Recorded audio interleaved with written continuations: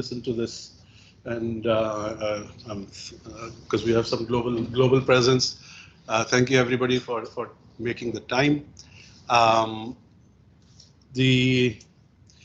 This topic is something that we all have a lot of interest in, and we've been talking about it, and everyone wants this to really develop.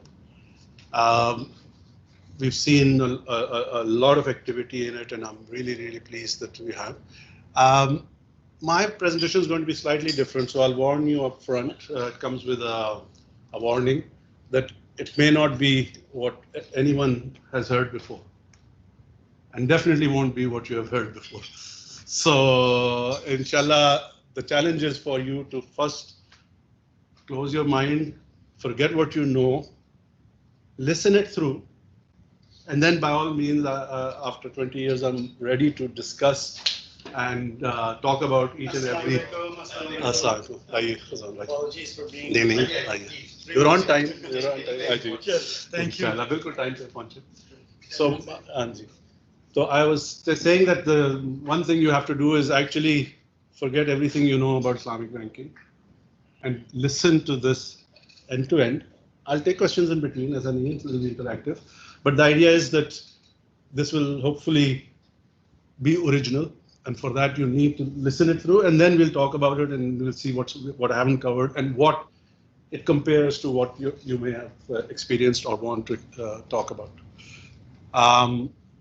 So Islamic banking, when we talk about it, it's a huge subject. Everything about Islam goes in there.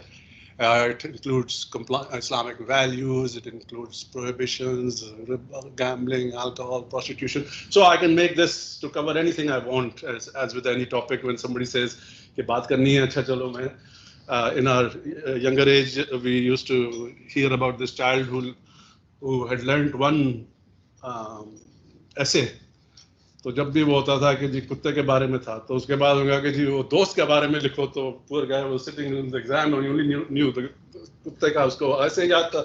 तो he starts by saying कि जी मेरा एक दोस्त था अब्दुल्ला, उसके पास एक कुत्ता था, and then he goes on and the thing goes on. So when people want to talk and they want to talk big, they want to talk about everything, and then you get nothing.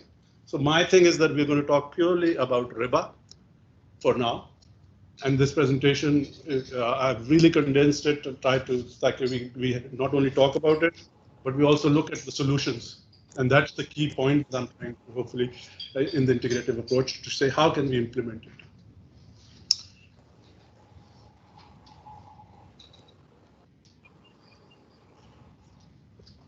So we're going to be reviewing, so this is the agenda. Part one, we're going to be reviewing the Islamic injunctions on riba and compare that to modern finance. And then we're going to try and get deeper into, try and evaluate the financial models of what's happening globally. And then we're going to try and understand what is the ecosystem that supports those. Please define us to set the parameters right. What is the definition of riba? That will be my very first slide. Okay. Once I get through the agenda, inshallah, because that's where we're going to start, inshallah. Then we're going to look at the ecosystem in which these financial products are there, and then we start the solutions. Once we've analyzed what riba is, what the world is, and how the whole things interact, then we are going. Once we understand it, half the problem is identification, and then the solutions come. And it's amazing how many ideas you get from participants themselves when you start coming for solutions. Once they understand the problem, you get some really original ideas. And inshallah, we will then have an action plan in an hour to an hour and a half, inshallah. So how did this come about? Why did this topic? And basically, firstly, this disclaimer, it is my personal view. I haven't got anybody who will, though I've never had anybody who has objected to anything I've said. So that I must say, in 20 years, almost everybody has said, कि जी इसमें कोई आपने ऐसी बात नहीं की with which I can dispute. So hopefully, it is not controversial. It is not intended to ignite anybody, but it is a challenge. And all those people have said, but it's not a challenge that we are able to take. So that's the sad part, that nobody has said, either there's something wrong with what I'm saying, but it's a challenge that nobody is willing to take. So there's a question I ask, if not us, who's going to do it? And if not now, when are we going to do it? So that's the thing. And I think I have the unique advantage as a Muslim, having been involved in a variety of businesses, variety of geographies, variety of size of companies. So I have that spectrum. And I ask myself that if, as a person with that skill, I'm unable to understand and comprehend, then what chance is the rest of the 99.99 Muslim Ummah got to understand? So the onus is on me to at least try and understand and to portray what I understand. So this is a humble effort in that side. It's based on my current knowledge, and obviously, no matter how much you know, you actually, in the context of the world, you know very little. Allah is the all-knowing, and it's a sincere effort. So I want everybody to understand that what's being said here. It's being said with a very, very positive intention to, inshallah, implement Islamic banking. It is not intended in any way to break it. And again, I'm open-minded. I want guidance, and it has any. And we start with the Quranic dua. Oh my Lord, open my chest for me and make my task easy, and make loose the knot from my tongue so they may understand my speech. Inshallah, we will try this effort. So why is it called an integrated approach? And the reason it's called an integrated approach, that we should really not be looking to reinvent the wheel. Thank you.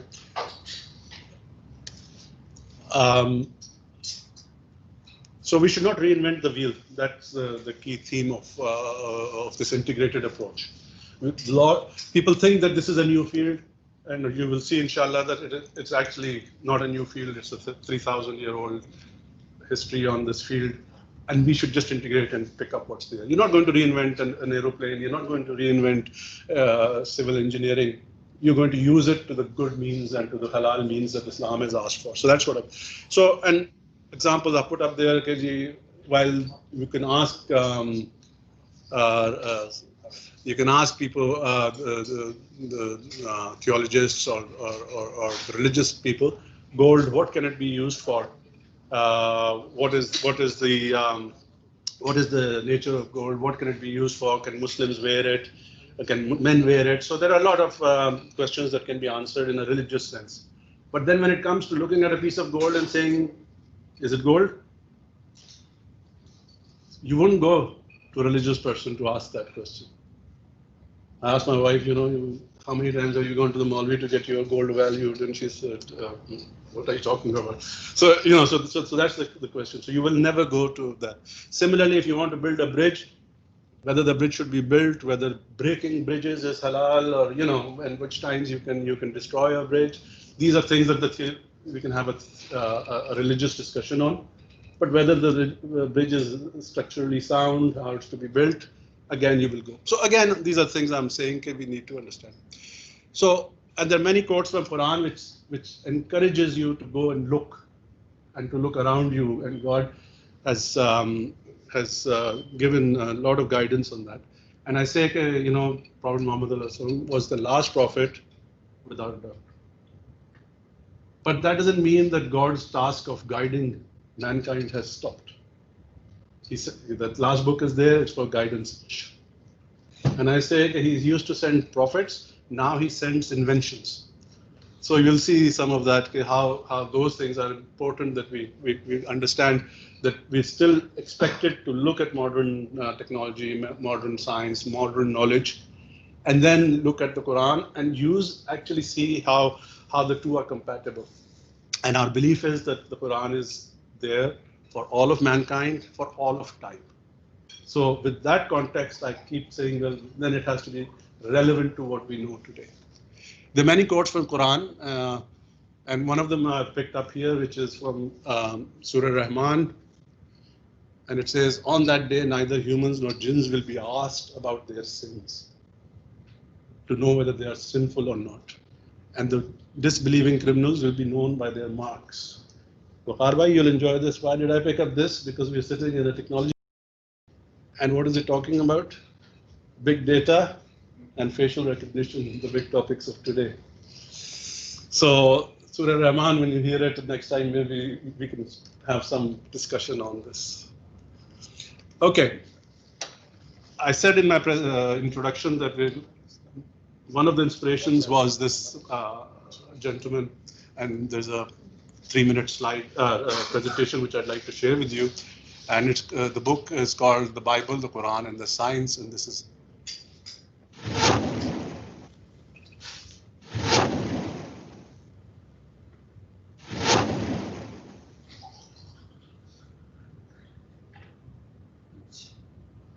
أشرقت نفسي بنور من فؤادي حينما رددت يا رب العباد وانتشت روحي وصار الدمع يجري يا إلهي خذ بقلبي للرشاد أشرقت نفسي بنور من فؤادي حينما رددت يا رب العباد وانتشت روحي وصار الدمع يجري يا إلهي خذ بقلبي للرشاد أشرقت نفسي بنور من فؤادي حينما رددت يا رب العباد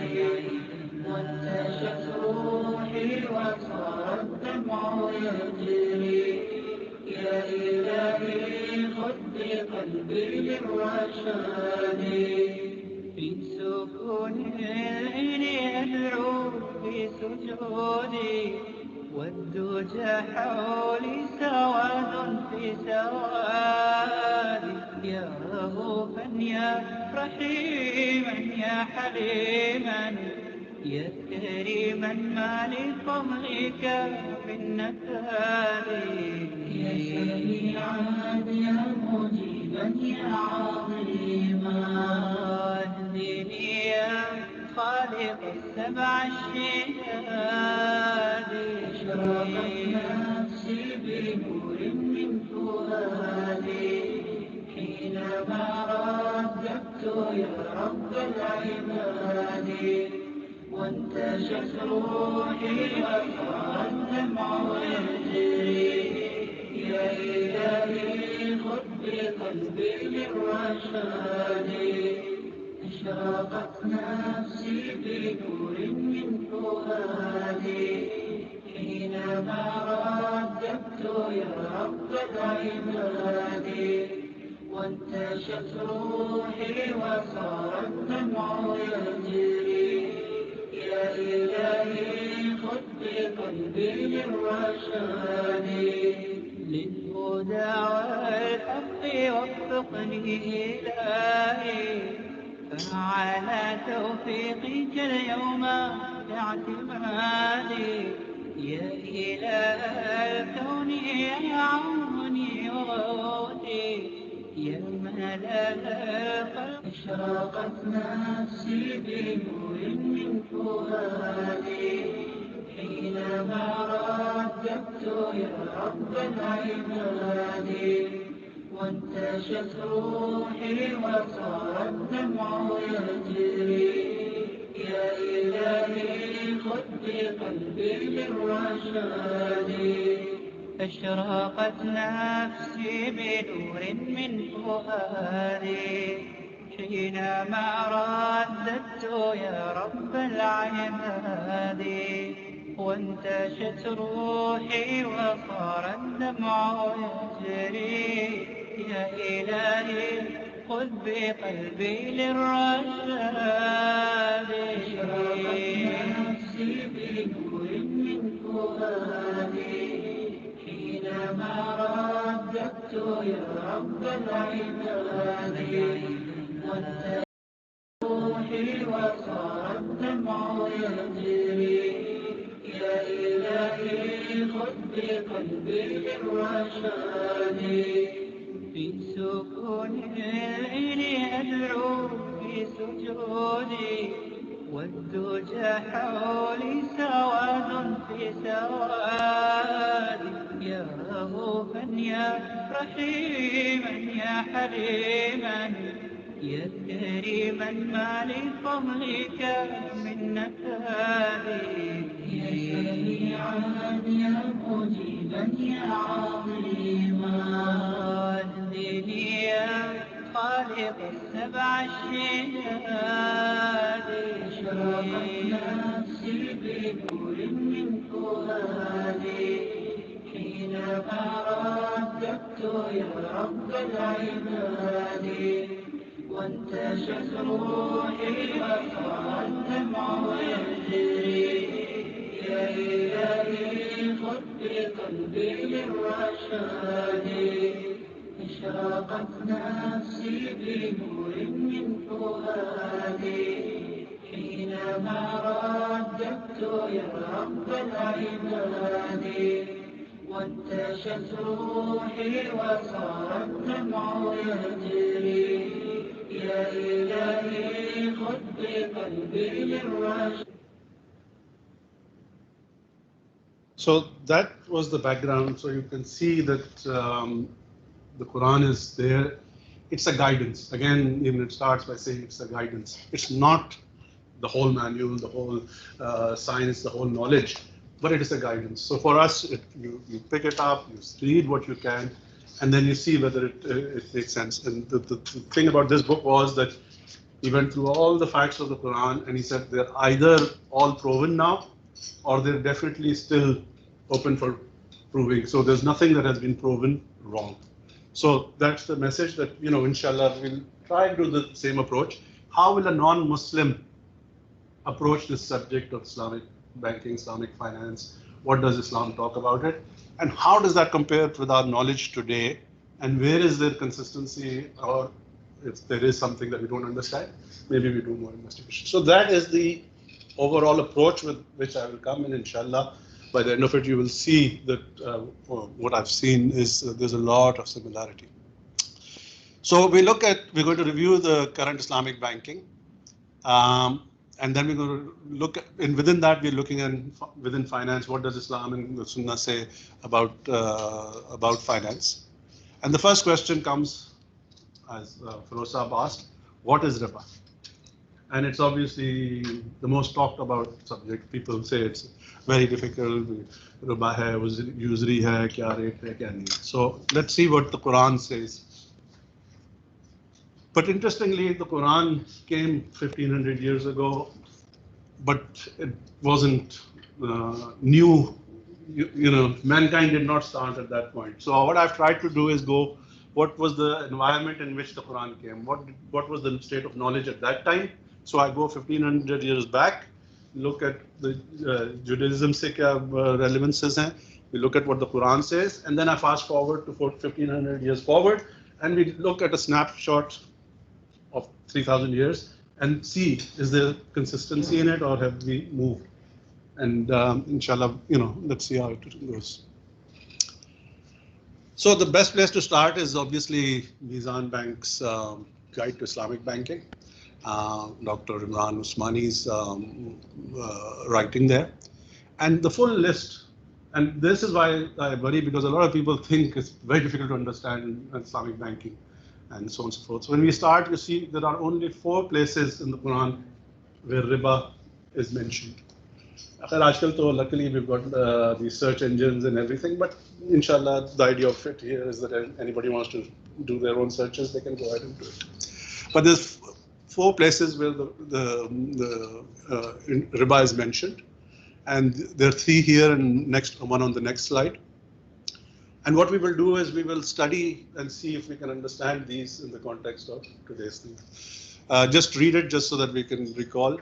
The first, and these are also chronologically placed as well. So the first instruction that came was that which you give as interest to increase people's wealth increases not with Allah, but with which you give in charity, seeking the goodwill of Allah multiplies multifold. So that was the first thing, saying at this point you can see it's not prohibited, it's just been first warning sign has come, okay, look, you're giving and taking riba and thinking you're increasing your wealth, it is not increasing with Allah. Then the next one comes, and for their taking of interest, even though it was forbidden for them.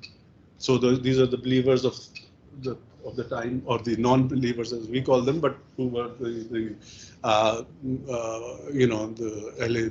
Ahle Kitab, and their wrongful appropriation of other people's property. We have prepared for them among them who reject faith a grievous punishment. Then it comes, says, O believers, take not doubled and redoubled interest, and fear God so that you may prosper.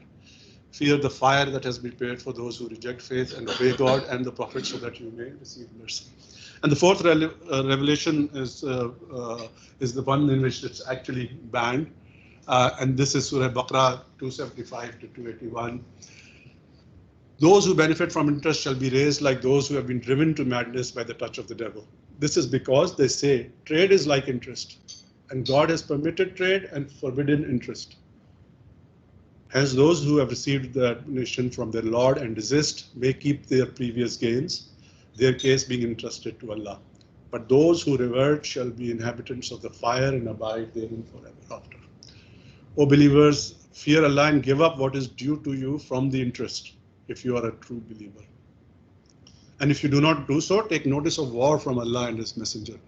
But if you repent, you shall have the principle. Neither should you commit injustice, nor should you be subjected to it. And then it says, if the debtor is in difficulty, let him have respite until it's easier. But if you forego out of charity, it is even better for you if you realize. So the key messages here are that you have to give up interest, you can keep your principle at that point. And later on, because it's banned, it's no longer an issue of that. So it was, so when we do revert, let's say if that's the right word for Muslims of our nature, then we can look at this and accept whatever has been passed, and we can take some guidance from here. Now, when I start with that ayat, then that's the first time when I read it, that's how most people read it and say, ye halal hai, ye haram hai.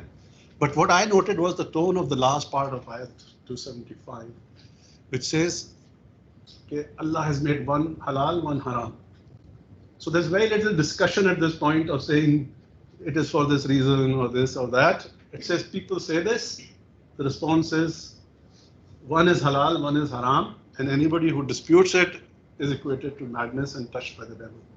So that's how it states it. So, and then Taqi Usmani Sahab himself in one of his judgments said that Surah 279, the Almighty has declared war on people who are not willing to give up interest. How could he declare war if it's not clear? So these are the two places from where you start and say, it must be clear. So if we are not clear, then we need to revisit. So that's how I started and started looking into it.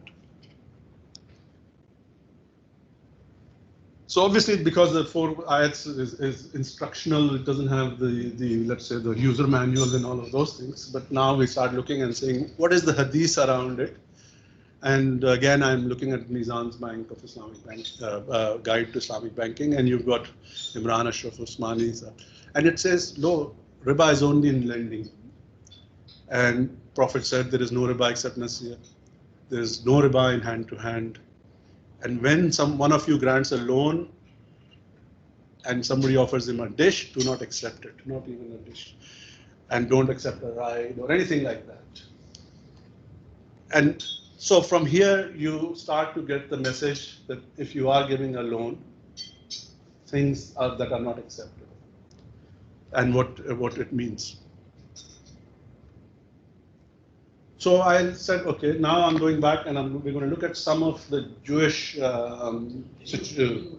Go back to the. So if you can explain this loan thing. I will come to the transfer. So if you can just bear with it. So basically, it was very clearly said, if you give somebody a loan, don't take anything from it. So we look at what's the knowledge that was existing at the time, and the Jewish faith is probably the best recorded. Though we believe that, interestingly, what you'll hear is that this is what they say that the book says. What they follow and do is a topic in itself, and I'm not going to get into that today. But it's interesting to see even they say what their book says. So although part of it we say has been changed, but it's interesting to listen to the bit that has not been changed, obviously. And this I just went and I searched on the website. I got this.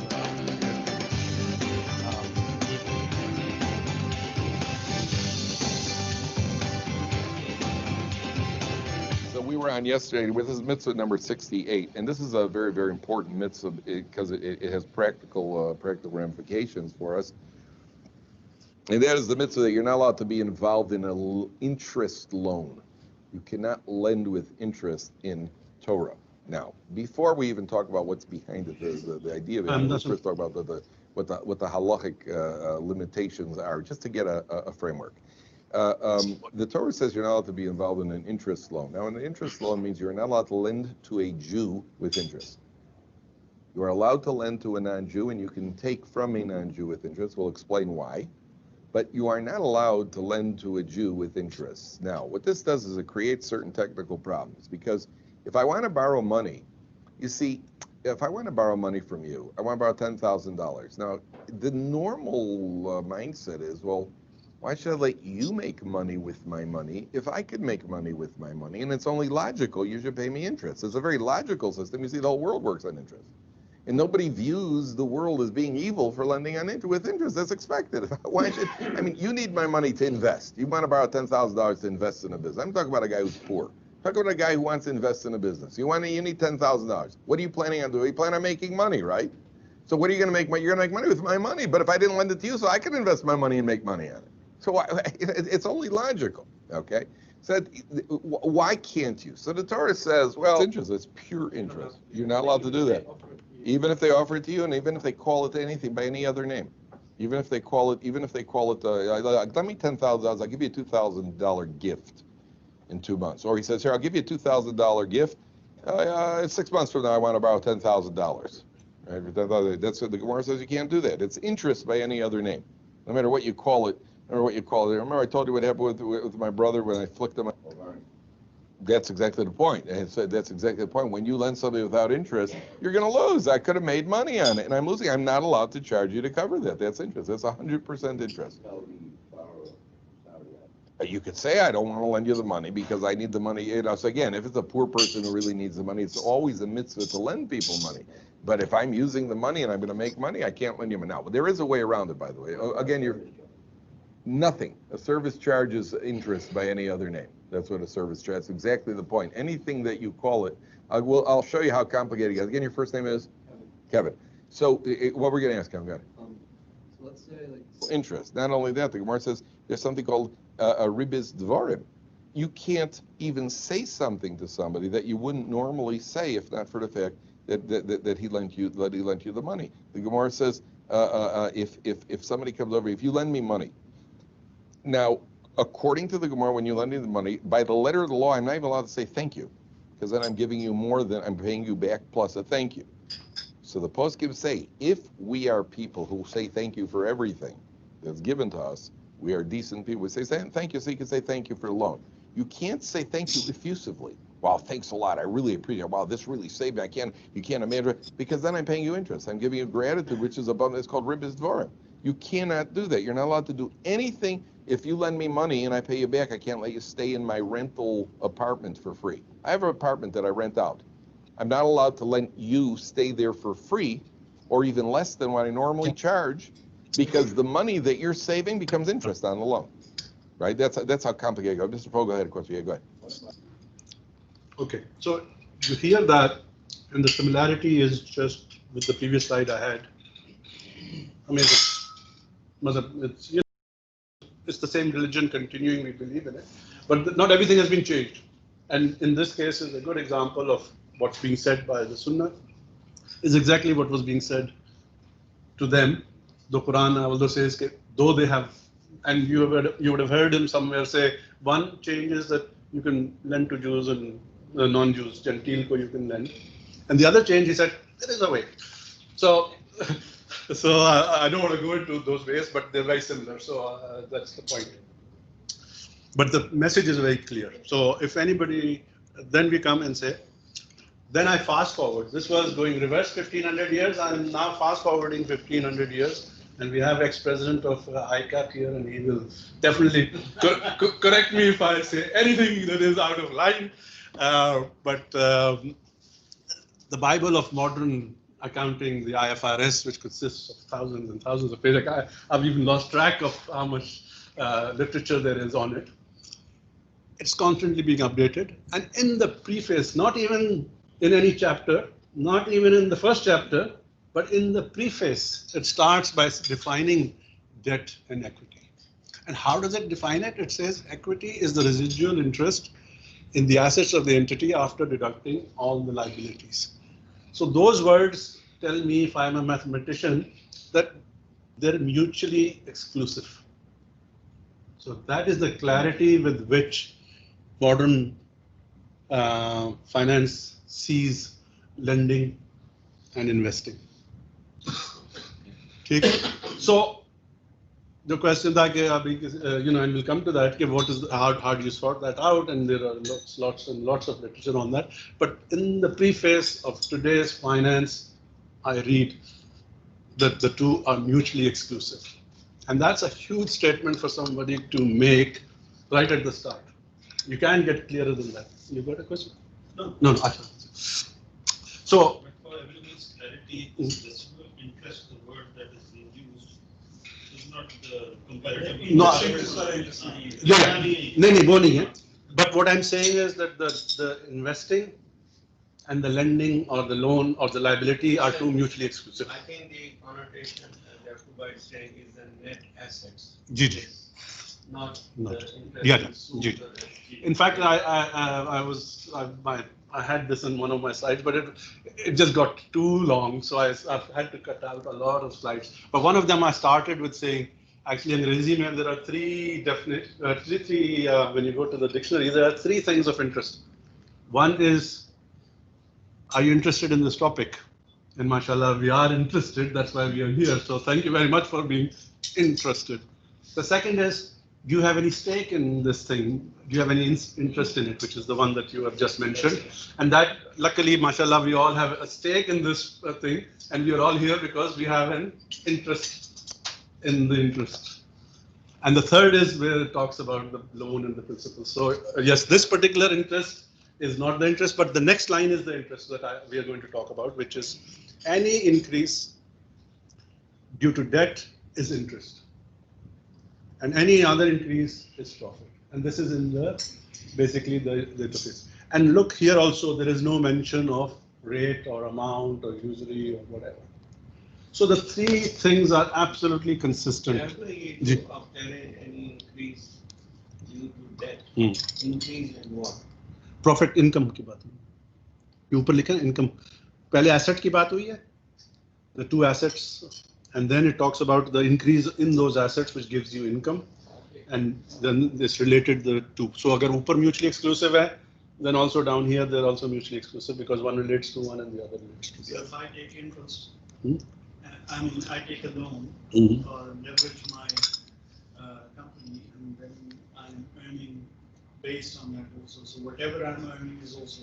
If there is a liability, and we'll come to that in detail, if there's a liability, it becomes interest. If there's an investment and there's no liability of the other party, then it's fine. but this debt, the word you're using is an asset. Any increase due to debt. Yes, it depends which way around it is. So for you, it's a cost. It could be a cost. This is a loan you have extended, the debt. Yes. So we'll give you an increase, but for you also as a giver, the debt is an increase, and that is interest. So the word debt here can be easily replaced as asset. No, it can be a liability. It can be a liability also, because what I'm saying is that an increase in a liability is also interest. Any increase in a liability will also be interest. Negative interest. I mean, it's a payable interest. It's a cash inflow, but Indeed, there are two interests when you look at any balance sheet or a P&L. You've got interest income and you've got interest expense. okay, so what is So one is, if you read it as an asset, it's interest income. If you read it as a liability, the debt. इसको आप दो line में करते हैं, एक No, it's the same debt. No, both is, and we'll see later on. It says that this is just one transaction and it applies to everybody. The word interest was that. Yeah, उसमें से IFRS.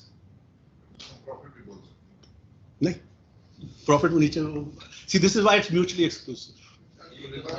हैं। आज जब रिबा की translation कर रहे थे जी, उसमें भी आपने इंटरेस्ट का वर्ड यूज किया, वो कहाँ से आया?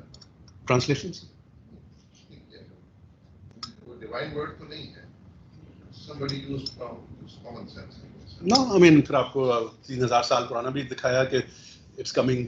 So this is the whole point, that there is any increase, call it what you. Well known to people Ah. before Islam, because there was no ambiguity in the definition of riba. So just like a straight translation for any other word, there is a translation to The increase is not ambiguous, right? The increase is not ambiguous. Call it what you like, and that's what the इजाफा जो है हाँ. the word, right? yes izafa. So उसको आप नफा कहें या उसको आप सूद कहें, वो एक अलग no, that's fine. I have no problem with that, and that's why the rabbi was saying call it by any name. The excess as defined, and this is again also I've said any increase decrease. So the excess is pretty much clear because what you've given and what you're getting either has an increase or a decrease. उसने ये कहा था वो रबाई जो Kepler है, Uh-huh. उसने ये कहा था, I'm just want to understand for clarity, Mm-hmm. कि it doesn't matter what name you give it, but it is not allowed. If you give money Ji. to somebody from which he is using that money, if he is making money from that money, then obviously he needed this money in order to enable himself Ji. to do some, make some profit in Ji. his business. But if that person loses, it's in spite of the best intentions and all that, then what? That's the whole point, that your agreement, and I'll come to that. I mean, there's a lot of presentations, so let it run, and then so an increase, so the munafa, nafa, sood, whatever words, but the increase is the point, and that goes back even to this hadith. It says, don't take anything extra, don't take anything, whether it's not even money, it can be in any form. But the underlying relationship from where you are getting that is a loan. Sorry. I'm very sorry. Ji. I apologize. No. When I think of, let's say P&L Yeah, statement, can I take leave and let me run it, because maybe what you're asking is going to get addressed. Sure. Otherwise, we'll address. Take it. So my first, and this theme you will see coming through my presentation time and time again. No conflict between Islam and modern finance. So, and we'll have a whole hour of question answer session. I've kept at the end.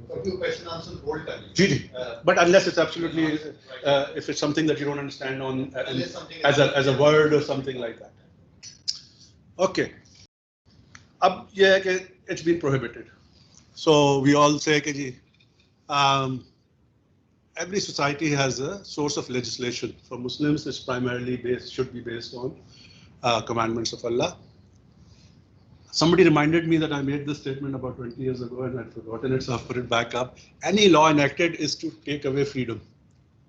So even if it is a Freedom of Information Act, an act to free slaves, or whatever it is fundamentally to take away freedom from. no, I don't agree. Okay, we'll have that discussion offline. But It is to protect the other No, person's freedom also. we'll have that discussion. But the fact is that But then it's freedom, or. you've it's taken away freedom from If someone else to do what he wants. If you're looking at a society, Firoz Sahab, that's it's the way all it yeah, comes. it's a tongue in cheek. Sorry. Please keep that in mind. It's not intended to be a philosophical discussion on this topic. But it's the same with policies in the organizations. Yeah. So yes, everything will restrict what you can do.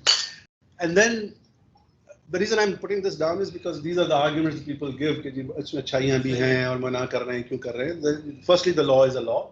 It will cause some restrictions. Then they say कि Quran ही खुद ही कहता है कि they ask you about wine and gambling. Say in it is great sin and some benefit for people. So Quran also accepts that there will be things. So if somebody comes up and says इसका ये फायदा है, आप इसको मना कर रहे हैं, you have to be upfront and say yes, there are benefits. By definition, a law will restrict some things, and that will contain some situations where it may have been beneficial.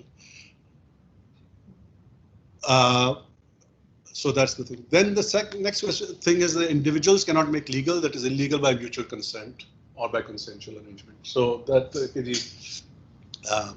however, as in a contract, you can agree to reduce, to limit what you will do. So, and that's why you get, company starting up. It has its own, goals, aims, and all those things. So the key thing is that if the law is clear and objective, then that's as far as you can go. The rest is, like I said, you can law hona chahiye, nahi hona chahiye. But what we're going to talk today is it clear? And inshallah, we'll go through that. So at this point, I come to conclusion number one, that loan is an exchange of homogeneous same item with a time lag. I'll give you $1 now or $100 now, and you are promising to give it back to me sometime later, or I lend you dates in a contract that you will give it to me. The item outflowing and the item inflowing should be the same. And that's what makes a loan a loan. Any increase in that amount is then going to be a riba. Or not any increase in a loan, but any increase due to a loan. You use singular and plural deliberately. I give you $1 and you come back $. Good point. Yeah, no, that's why it wasn't deliberate, but yes, probably unintentionally is probably there. I'll lend you dates. Another tongue in cheek. An increase in due to a loan is riba and interest. And what I'm saying now very clearly, that there is, call it what you like, but there is a very simple definition, and that's called any increase. Any increase, be it a thank you. इसीलिए हम कहते हैं जज़ाकल्लाह कहो. Don't take away from him. So you say Jazakallah. So you're not offering a thank you. You're saying, I can't reward you. God will reward you. So, and that was the statement that he was saying. Don't say profusely because you're giving something extra. So so that's the point. So if anybody wants to do it now, and I'm willing to spend 5 minutes now discussing this, is there any logic left for anybody to say, okay, I don't understand what interest is in this context as far as this, and how much and above which interest starts becoming illusory and therefore banned. See? So I think I've tried to make it very clear that any amount, and even IFRS says that, and the Bible says that, the Quran, the Torah, everybody. So it's clear. Now you may not like it, you may not agree with it, because it's a transaction that is supposed to be a charitable transaction. So so that's why any is not acceptable, because by definition it was not supposed to be a trade, it was supposed to be a charity. So, just to stop you a second. So you say giving of a loan in Islam is considered a charitable act. Absolutely. If you give a loan to somebody, it's to help that person out, Yes. but not to extract anything. Absolutely. And it was exactly what the rabbi said as well. If somebody is needy, you give him loan, I don't know what word he used, but it was. You give somebody, let's say, he's a business. You go to banks to take loans to increase the size of the business. Are they seeking charity? No. And if the bank gives them a loan, is that charity? No. So how do you square that? It is only a charity sale, right? If he does not expect or ask and you don't contract anything in addition to the principal amount. The minute you add even an iota to that principal amount, as I have understood it, as I have then it is not a charity. But it's a contract. Sure. But coming back to your question, I'll answer your question. नहीं आपका question मैं answer कर देता हूँ. It's not because you want to go to the bank and take a loan, and you're not allowed to take interest. Now you have to start thinking in the rest of the. Then it's a workaround to that charity. Well, let's go to the presentation and see whether it's a workaround or. No. That's why I said to everybody, please ignore what you know. Maybe you weren't here when I did the preamble. I said this is going to be original. Okay. So please ignore everything you have known about Islamic banking and your thoughts on it. And let me run through the presentation. Inshallah, you will see the answer. Well, bankers and bankers. Well, Ex-bank, three ex-bankers, that's or one. Chale.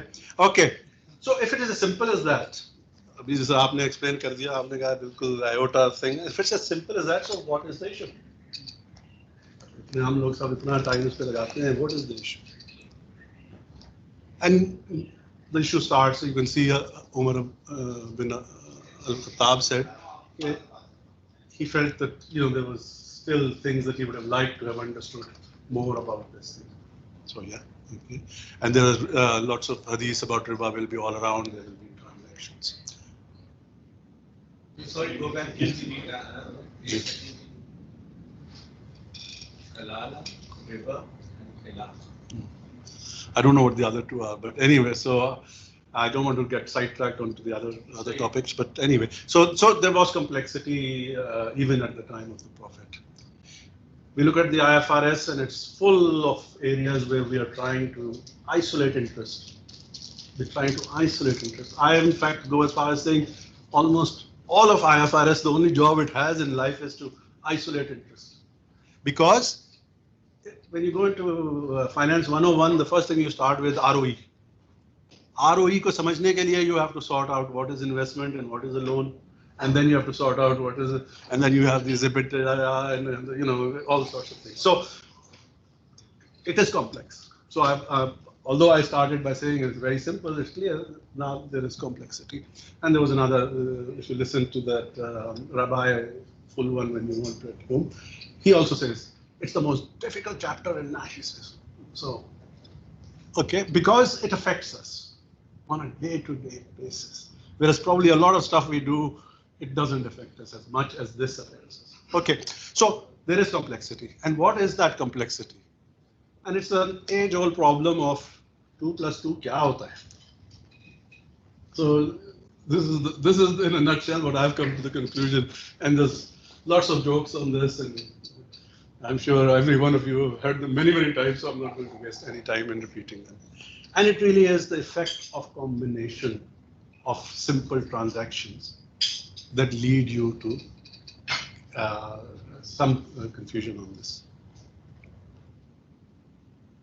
So what I tried to do, I tried to say, things are usually very simple in life, but even when you come to chemistry, you've got in class 8 or 9, you got to exposed to the activity table, and there was this simple, pure elements, hydrogen, oxygen, and you were told, okay, hydrogen is very combustible. You did experiments and you put it to fire. Oxygen, बिल्कुल एक चीज जो बुझ रही होती है उसको आप ऑक्सीजन में डालें भड़क पड़ती है.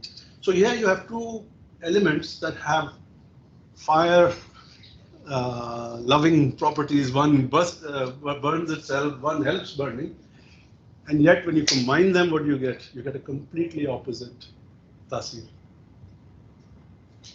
Okay. So I said, okay, that's interesting. Thank you for and inshallah you'll see that there is complication, and then there's solutions to the complication. There's a method to the madness, as the goes. Okay, sodium, very harmful. You put it into water, explodes. I don't know how many of you did these science experiments a long time ago. And chlorine, which we all know that it's used to clean up swimming pools and things like that. And you combine them, and what do you get? Something totally harmless. Though some doctors among us will say, yeah, it's as harmful, but in a different way. Okay. So again, the point I'm trying to make here is that you need to appreciate that 1 plus 1 or 2 plus 2 may not be that clear till you get into analysis. Similarly, the example on nitrogen and glycerine, and you suddenly get an explosive, and then you look at nuclear energy and atomic bomb, same technology, but different uses. So this slide is trying to put your mind to focus that what we're going to talk about in finance being slightly complicated, life is complicated. It's not as simple. And that's why you learn, and then the next class you go to, they say, wo class mein tumne ye sikha tha, but there are exceptions. But if this happens, then this happens. So, okay. Now let's come into finance and say, I have a glass. So let's say I have a glass. It's worth 100 rupees. and I come to Khalid Bhai and say, Khalid Bhai, will you buy this from me from 1100? And let's assume we're talking trade, we're not talking charity and things.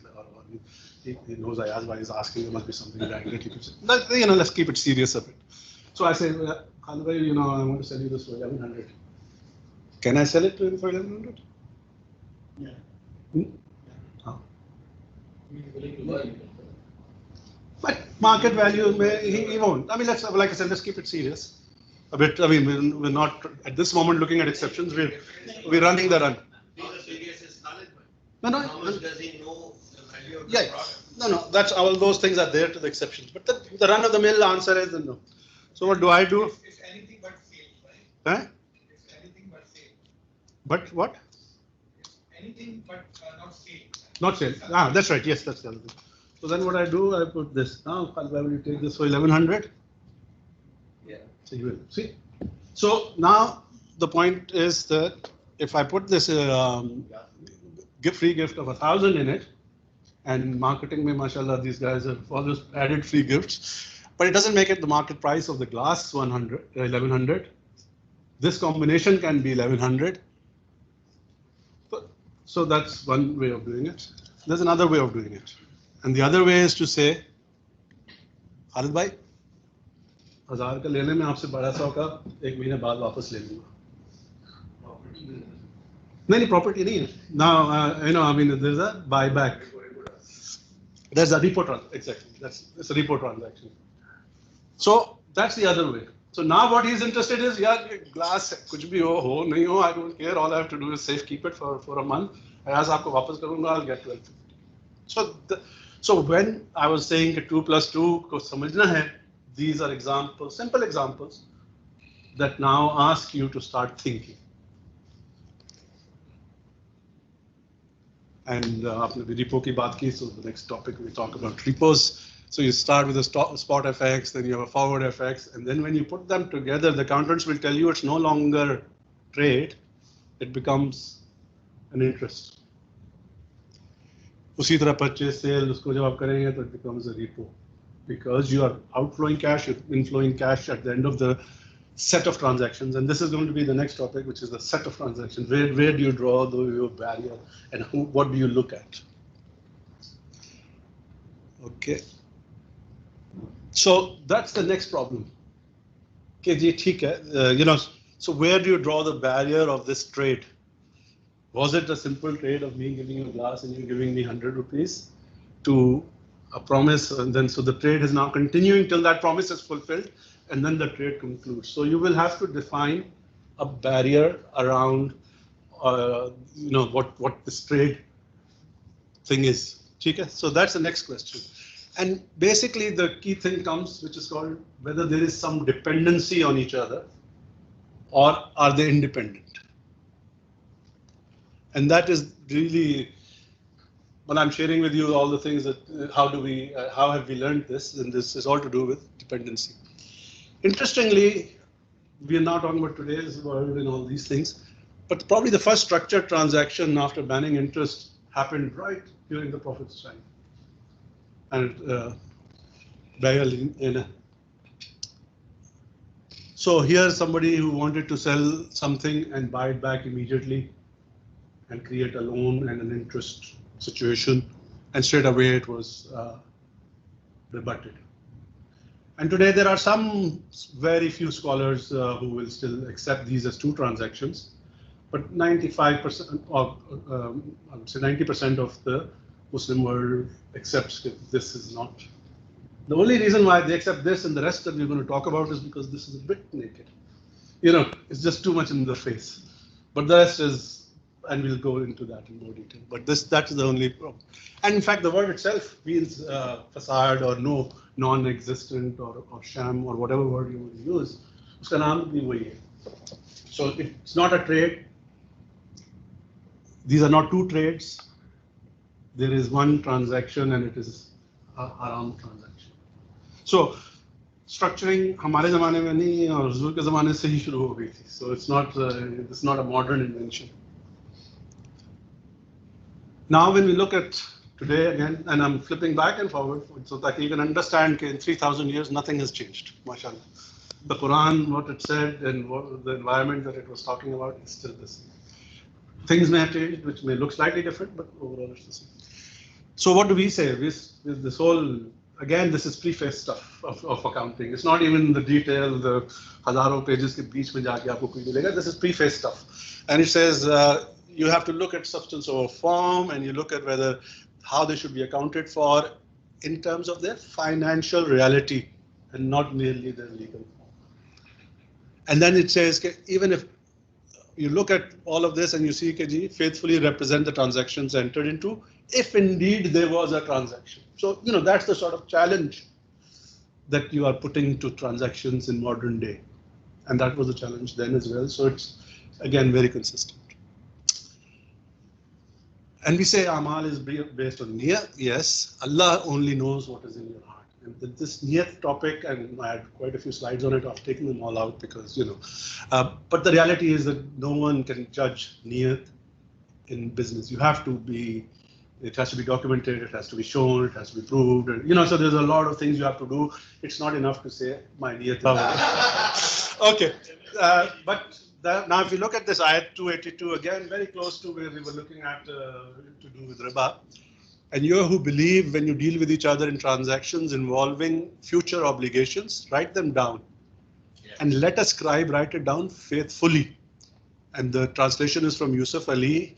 Iska word hai Arabi mein adali. Honestly, fairly, justly.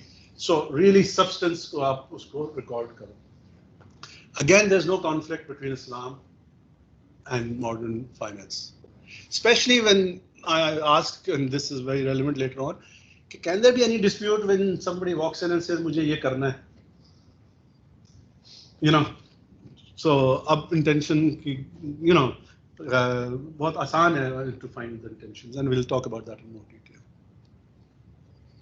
So that was one thing. Now we come to another form of riba al-fadl, which is probably one of the most confusing chapters for Muslim scholars. And alhamdulillah, actually, you'll see that I've actually somehow managed to simplify it in a very, very simple way. Again, by using this scientific technique of comparison. The Prophet, this is a very undisputed hadith, he set the domain of trade. He set the, so it's not a free for all, every trade is trade and there's no issue. Even within trade, very clearly, during the time of the Prophet, it was expressed that there are trades and there are trades, and some of them are not halal. And so this is the most famous hadith, and there's a few versions of it. Again, I'm trying to quote Mizan Bank's book because we have less dispute about ye fact hai ya nahi fact hai. So that's good. Now, पिछला slide था. I'll go back to it if anybody wants to. Can I go back to the previous slide? Ji. So, sell gold for gold, so for equivalent. So you're exchanging, not selling. You'll see that exactly my slide next. Okay. So if you can just read this, and I will try and put it in a Harvard format where they have a 2x2 square. Everything is in 2x2 squares, and when you go to Harvard, bada simple kar dete hain ki ye hai, ye hai. So I'll try and do the Harvard format. Last sentence was important. Last one. However, after however. You please, on condition that it is hand to hand. Spot pe kar sakte ho. Exactly. So there are two things that are happening. There are transactions that are. Huh? It could be 1 kg of this and so many kgs of silver. Yeah. That is spot understood. That is allowed. So there are 2 or 3 factors that are in play here. One is time, one is quantity, and third is the products, the nature. So these are 3. So because I couldn't do it in 2x2, 3-dimensional, so I've had to put it side by side. But basically, you have spot, you have deferred, you have homogeneous types of products, and you have heterogeneous. And exactly, jo aap keh rahe the na, I've tried to do the red and green here. Oops. Yeah. What has that hadith said literally, and what? So the red is not allowed. The green, what the hadith says, is allowed. But you're saying deferred may, same quantity homogeneous. Is not allowed. Not allowed. Homogeneous or heterogeneous? Huh. Both not They're allowed. both not. नहीं, but उसमें देखा ना कि gold for gold is allowed. Gold for gold if it is spot. So you can go back, read it, if it is on spot. And that's why I've split it. Upar allow hai. Same quantity should be green. Which one? Deferred may, same quantity should be green. No, that's right. Let's go back. Okay. Say how in exchange, blah blah. However, sell gold for silver any way you please on the condition that it's hand to hand and spot. Hand to hand, spot only. That's a heterogeneous commodity. Okay. Gold for gold It's just it's a no anyway. No, sir, there's पहला जुमला पढ़िए ना, sell gold in exchange of equivalent gold is allowed. Is allowed. Is allowed, whether deferred or spot. Is allowed. Okay. Yes. Okay. In fact, you will see that my next part actually says it's allowed in a different place. But if you read this word, and there are 2 or 3 of these, so you can from there. But the reality is that it's not allowed under in a deferred basis. Sorry. Okay, you can say it's green is allowed. But basically, when you come to the next slide, which is what we. Okay. So when you and it's complicated, so I'm going to spend time on it. I'm not going to rush you here. Gigi.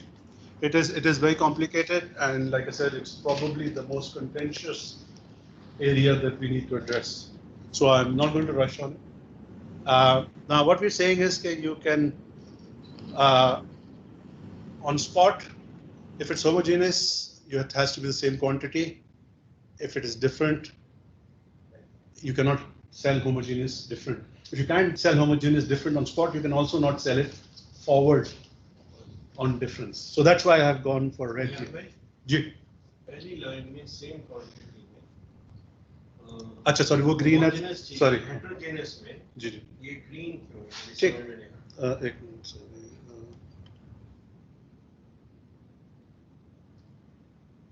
Ji sorry क्या कह रहे हैं? नहीं उसमें इससे आगे जाइए. ये जो पहली लाइन में स्पॉट के काउंटर में देखिए ब्लॉक में इसमें सेम क्वांटिटी में होमोजेनियस में जी ग्रीन है जी सेम क्वांटिटी. ठीक है. ये हेटेरोजेनियस में सेम क्वांटिटी में ये अलाउड है.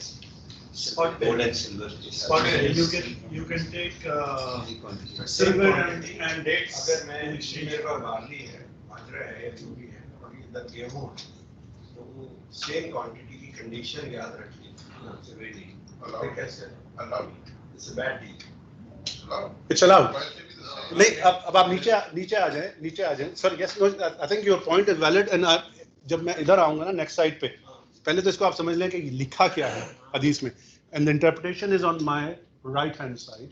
सो फर्स्ट लेट्स अंडरस्टैंड के ये मैं इसको एक्सप्लेन करूं कि ये जो same quantity different products in spot इससे अलाउड है कि ये relationship between the price of wheat and barley could be the same. It's possible. Understood. That's agreed. बस हाँ तो that's the point. हाँ 52 तोले हाँ. चांदी एक जमाने में उसके बराबर की जो एक कि कलर, साल Zero trade होता है. जी जी. मतलब in that spectrum of being this side to that side, somewhere it will become equal, and that's why it's allowed. ये नहीं हो गया कि equal हो गया तो अब आपको मना कर दिया गया. So it's just a consistency bit. Sorry, आप कुछ कह रहे हैं? मैं ये कह रहा था quantity will not be the same obviously. So for example, homogeneous में gold for gold same quantity. वो बात समझ आ गई. Even though to my understanding that is not trade. It's a meaningless trade. Why would I give you? I totally agree 1 with you, kilo and for that's what I'm saying as well. Right, so it's, you're back to square one. Yeah. But the next one, I can believe that, okay, I give you 1 kilo of gold and I get 50 kilos of silver for it. ठीक है. So it's not the same quantity. It's equivalent value. So I think the use of the word same quantity Yes. The real is confusing. No, no. Maybe equivalent value. हाँ देखा value is something I'll come to we have a few slides on value, but at this point what you have to understand is that at that time people were trading based on quantities. तो वहाँ उस वक्त वो perfection of weight or perfection of If you're building our understanding on the previous slides, Ji. then I don't know, but this is factually wrong. Which one? Same quantity heterogeneous. Factually wrong. अभी आपने accept किया था ना कि नहीं देखें एक correct because the relationship between gold and silver gonna keep changing. For example, मैं आपको सिर्फ gold and silver में platinum and silver explain कर पहले एक ounce of gold was worth 120 ounces of silver. Right. आज की तारीख में देखें तो नब्बे के करीब हो सकता है 1 to 1 भी हो जाए possibilities में Fahim, a better example would be gold and platinum because that has gone through that cycle of inversion. हाँ नहीं value कोई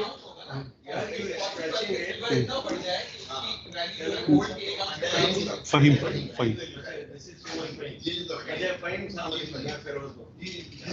भाई बात ये है कि आप इतना स्ट्रेच नहीं करो कि समझ में ही नहीं आया ना।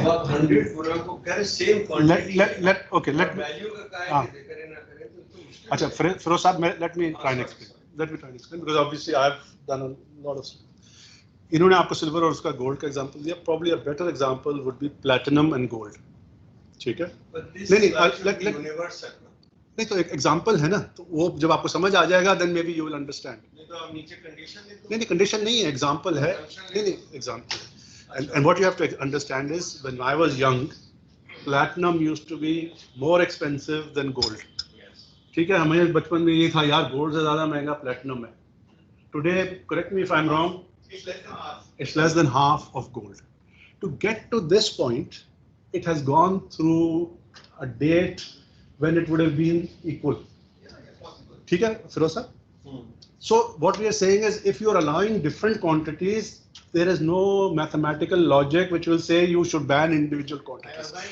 तो more better select एक मिनट सदकना एक्सेप्ट कर लूंगा अगर आप नीचे से एक लाइन लिखते नहीं उसकी as long as both the parties consider that value to be the same वो तो trade में तो you don't need to say that is the first basic assumption of trade कोई compulsion नहीं है etc there's a whole trade की environment का एक पूरा topic but anyway the better option was given here कि it's really some of these may be non-events and that's exactly my come to this side and I'm saying okay this is what's said but for example if I say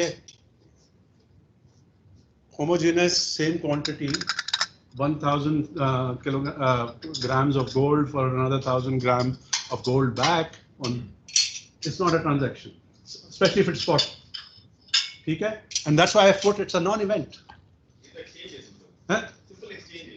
और क्यों करेंगे आप नहीं करेंगे so it's a non-event and I can leave it it doesn't really matter ठीक है then similarly I'm saying in a heterogeneous with the same quantity is actually also a non-event के same quantity heterogeneous silver versus gold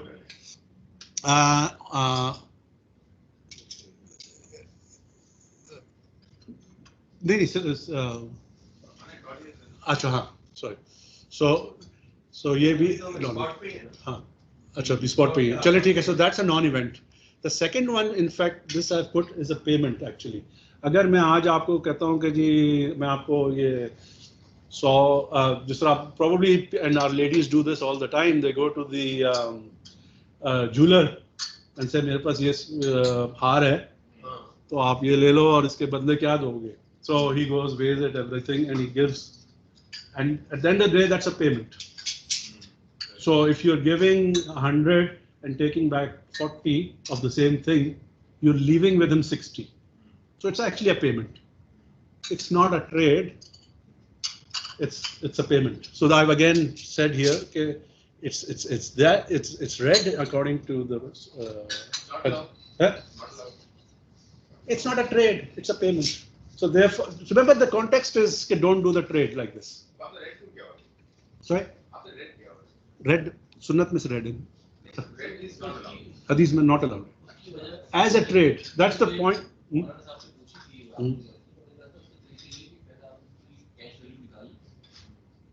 cash value को देखकर उसे नहीं मिल रही rather than just ठीक है. But the point is what is being said, mathematically giving somebody 100 and taking 70 back is leaving 30 with them. Forget what it is, right? तो payment है. It's like आप 100 रुपए किसी को देंगे, वो आपको 75 की चेंज देगा तो 25 उसके पास रह जाएंगे. It's as simple as that. It's not a trade. वो आप उसमें चलेंगे ना. I'm just saying उससे एक पैसे पीछे आ जाओ. एक दुकानदार को आप 100 देते हैं, वो आपको 75 वापस करता है, 25 उसके पास रह गए हैं. हाँ. वो I'll come to that there. I'll come to that and but it's very important to understand that when this hadith, remember it's in a generic sense, it's starting. It's telling you what you can do, cannot do. It's not intended to be a prohibition as such, but it's saying as a trade, it either doesn't make sense, it's a non-event, and therefore, it's not done. So the qualifiers within that, but generically what you see is, KG, if it's different, it's actually a payment.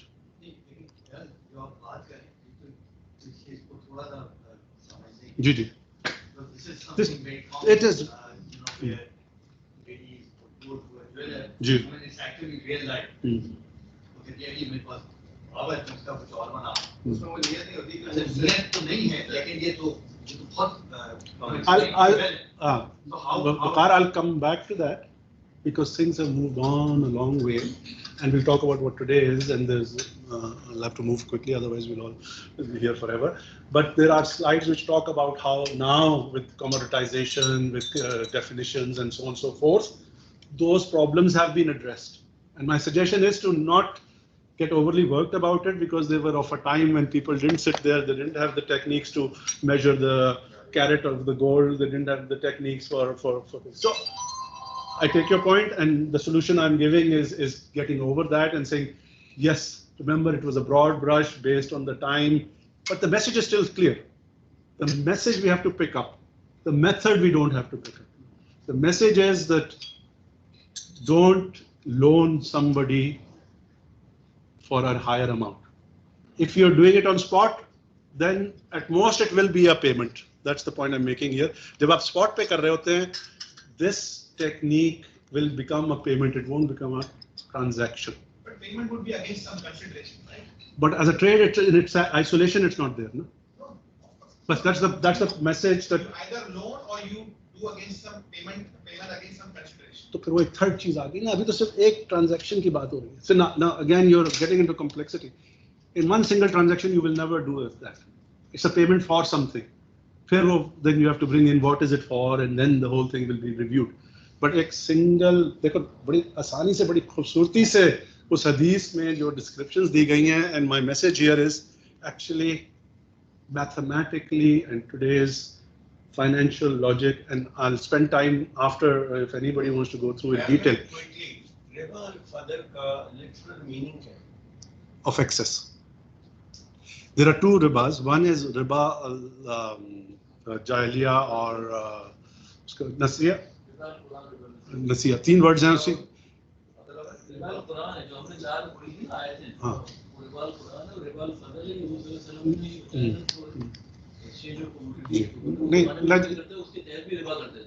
But let me explain it in a different way. Riba को उन्होंने कहा कि जी it is excess.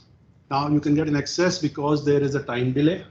That's called riba al-nasir. Riba al-jahiliya, same thing. Riba al-Quran. This is what's mentioned as riba. Then the Sunnat is talking and explaining how interest can creep into trade, which is what we're discussing now, and there's a whole topic of it. And that's called riba al-fadl, meaning of trade, of increase, of activity. So that's riba al-fadl. Now it's very confusing because that simple loan everybody understood. Now remember I said 2 + 2 करो तो 2 + 2 किया तो ये अब सब कुछ आ रहा है. So anyway, my message, if I can leave it now, and we'll come back after lunch or any other time anybody wants to spend time with me, and we'll go through this in detail. But you deferred वाली आप करने discuss तो अच्छा. कौन सा वाला? ये deferred वाली. Deferred में अच्छा. So when you come to deferred, everything is not allowed. I mean, nothing is allowed. So this is Why? Interestingly, जब मैं इसको मॉडर्न फाइनेंस से कंपेयर करता हूँ, अगर मैं आपको गोल्ड देता हूँ आज और कहता हूँ कि कल मुझे लौटा देना गोल्ड, तो ये डिसअलाउड क्यों है? नहीं है. Okay. Now you see, I've gone for yellow. नहीं, फहीम, आपने जो एग्जांपल दी, नहीं बिल्कुल सही है. वो I am agreeing with you because I have made it yellow in today's world. These two parties हाँ. become a non-event. ठीक है. नहीं, it's a interest free loan. अगर आज आपने जो गोल्ड दिया और 2 हफ्ते बाद आपने कहा मुझे वापस कर दो, it will not be a trade, it will qualify under the interest free loan. So although it's banned as a trade, but then I've said here that it is allowed and encouraged. So it becomes a yellow again. So like I said, I've gone through this very methodically, and inshallah, if anybody wants to go through the detail, I'm here and available to go through it. But the bottom line is that what I'm saying is it's all very consistent. And this part is actually the most interesting part, where we think the future may heterogeneous products at different quantities is allowed. Actually, the hadith says it's not allowed. And when I look at IFRS 15, it actually says supplier credit has interest in it. Supplier credit has interest in it. So there's a whole IFRS that explains how to extract it. And like I said, West ka kaam kya hai, isko separate karo. Because they haven't banned it, they've got the more difficult task of identifying it and showing it. Hamare liye mashallah aasan hai, isme ye hai, isko nahi karo. So in a way, the hadith is a simpler version of the IFRS 15, which we can all study. It actually says supplier credit has interest in it. And how to separate it, wo batata hai. Then it says if it's immaterial, so within its framework, it has a process. So this hit me very, very strongly just recently, because once you spend time on it, you then realize that maybe I'm missing something. Especially for believers, that's what you tend to do. You read it once and then you said, "Samajh nahi aayi." But what hit me, and this is the bilkul, then I was nailed on it. Now that makes sense. So this part is actually supplier credit. Basically, if you take a product Yeah. lease, that is bad. That is wrong. जी, अब आते हैं उस पे, हम सब पे आते हैं, but the key, this is I'm spending time on it because probably the most difficult part of this whole presentation is this one, and we'll come to it in a minute. But the fact is that any credit will have interest, and that's important to understand. And even today's IFRS, there's actually an IFRS 15 which addresses that. So it's not that amazing. As you said, future में कुछ allowed नहीं है, let's say. ये बड़ी बहुत ही extreme statement नहीं. It isn't. Not from hadith perspective. Let's say अगर मैं कोई गाड़ी ले रहा हूँ hadith पे, ठीक है, सारी बैंक से ले रहा हूँ, उनकी basis क्या होती है कि आप 4 साल के लिए गाड़ी ले रहे हो, आज मैं अभी हमारे सारे प्रेजेंटेशन उसी पे ही है इंशाल्लाह. जी, अभी तो एक तो खैर पहले तो नहीं, I'm saying this is the fact. This is the fact. Now you say, this is the fact. Now you come and say what, and there are reasons. I've gone through reasons. Then there are solutions. Let me give you an example. Ji. Just rail light record in the last 6 months. Car sales dropped. Ji. All right. Can you hold that? I've actually got lots of slides on it, so maybe it'll be a good time to bring it up, and I will inshallah listen to it. Okay, very important. So Riba al-Fadl, let's just summarize. It was explained by the Prophet. So very, very early on, as soon as the ayats for banning riba have come, so have the explanations come. So nobody can say I didn't know or I don't know. And today what I'm doing is with 1400 years knowledge saying, yes, it's consistent. So these are the things, and IFRS is only objective, main key objective is to separate interest from transactions. Okay. अब आ जाएं अब आप key issues पे कि what is it that is happening that is causing us to not understand what Islamic banking should do and shouldn't do. And there are three things that are very important, and I'm just mentioning it here, and then I've got slides on all of them. Slides on all of them. Contracts and unilateral promises. So, in anybody who understands contract law, and it's not different from Islamic contract. In fact, it is amazingly uniquely similar. And it includes accepted promises, implied contracts, and then interestingly, something I've been saying to people, actually the amount of detail in a contract goes down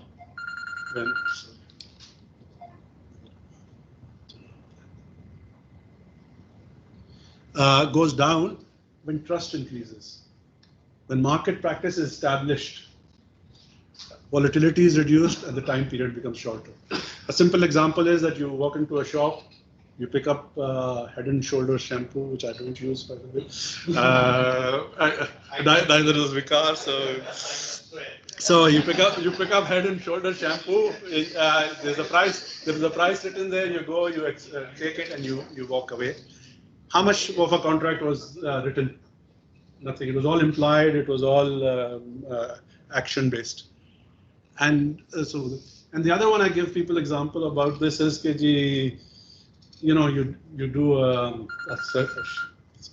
sukuk transaction, उसके 500 pages के उसके वो documentation होगी. You go to an employer and you take an employment contract. उसमें से भी लिखा होगा कि जी thank you very much for joining us. You will start work on this date, no end date. It will say that your office will be so and so, and possibly it might say you'll work 9 to 5, though they don't mean it. And it won't say कि job description एक broad सा लिखा होगा, but it won't say कि when you become CEO, you're probably sitting on the same contract you had when you joined as a management trainee. So नया contract as such. So as trust starts coming in, the contract goes down. And what is the least size of a contract that you see? It's your nikah-nama. And look at the extreme trust that is built into that. So, unless there is prenup. Sorry? Unless there's a prenup. Okay. Okay. So anyway.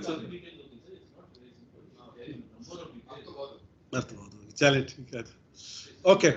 So that was one topic of contracts, and we'll come back to that because it's a very important topic.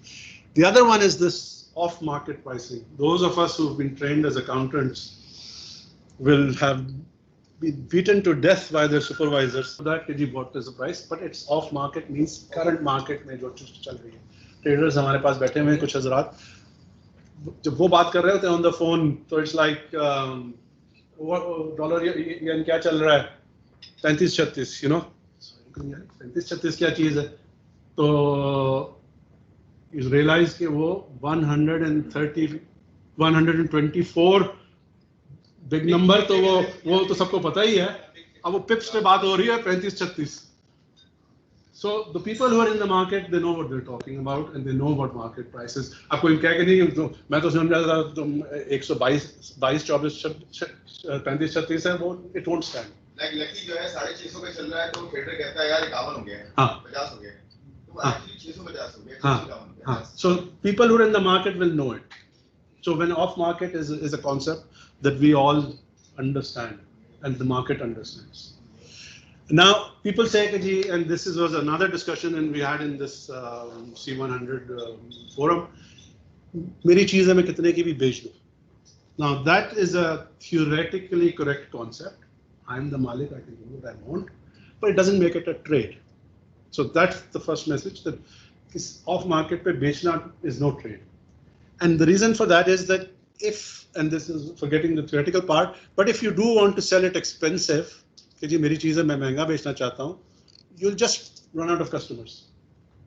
ऐसे चलो मैं कहता हूँ मैं सस्ता बेचना चाहता हूँ, लाइन लग जाएगी मेरे घर के बाहर, but I will run out of suppliers. So this business is not going to run very long. So anybody who says I can do this, but cartelization तो ऐसे होता है. Yeah. Continuously price cartelize. वो फिर आगे next. In fact, thank you for bringing us to the next topic. Where there is an off-market price, you've got to ask the questions, and there can be many reasons, some good, some bad, but there are well identified reasons why that might be. And one of them is the exploitation, जो आपने cartelization का. There could be tax evasion, there could be a misdescription, कि जी कोई कह रहा है ये actually सोना है नहीं, वो सस्ता बेच रहा है, आप ले लो. तो then you ask yourself, and one is you could be giving somebody a charitable thing, and people do that कि यार चलो उस गरीब आदमी उसको दे, or you could be offering a bribe. Now whatever it is, the message here is that off market price has to be challenged. ठीक है. अब आप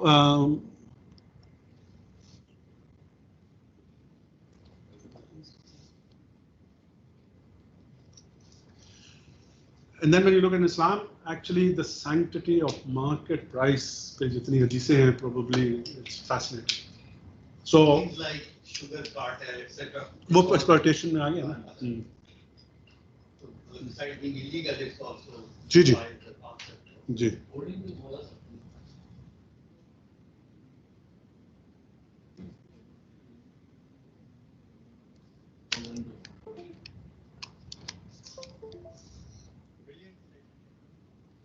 I hope that अपने जरूरत है जिंदगी में क्या करते हैं? मैं अब- आपको नीचे वाली स्लाइड बार-बार पढ़ रहा हूँ. There is No difference. between हाँ. Islam and ji. Yeah, in fact that is exactly. इसमें हमारी तसल्ली है. अब आ जाए off market price में, and I'll not read it, but basically it's very clear. जो आप अभी अब्दुल्ला हदीस बता रहे थे, I don't consider that as Ribal Fadl hadith. I consider that as a market price establishment hadith. So I put it here. So hadith वही है, लेकिन I don't relate it to, because people get confused के variety of dates and all that. And like I said, in today's day, when we're talking about commoditization, etc., and definition of grading, chai ki grading, BOP, F, and this and that. So we're in a much different environment. So I don't want to spend time on something that was, but the point made by this hadith of dosa and insa wali, let the market know what is happening. Don't do underhand, don't do confusing things, don't make payments through trades, don't do these things. Okay? And the Prophet, and on this cartelization, he said no, he didn't accept. He should limit price. वो उसके imperial product की पहले market price determine करें, फिर उसको करें. ये excellent for जी. And again, because it's to establish the market price. बिल्कुल off market नहीं कोई चीज़. Okay. So we had contract.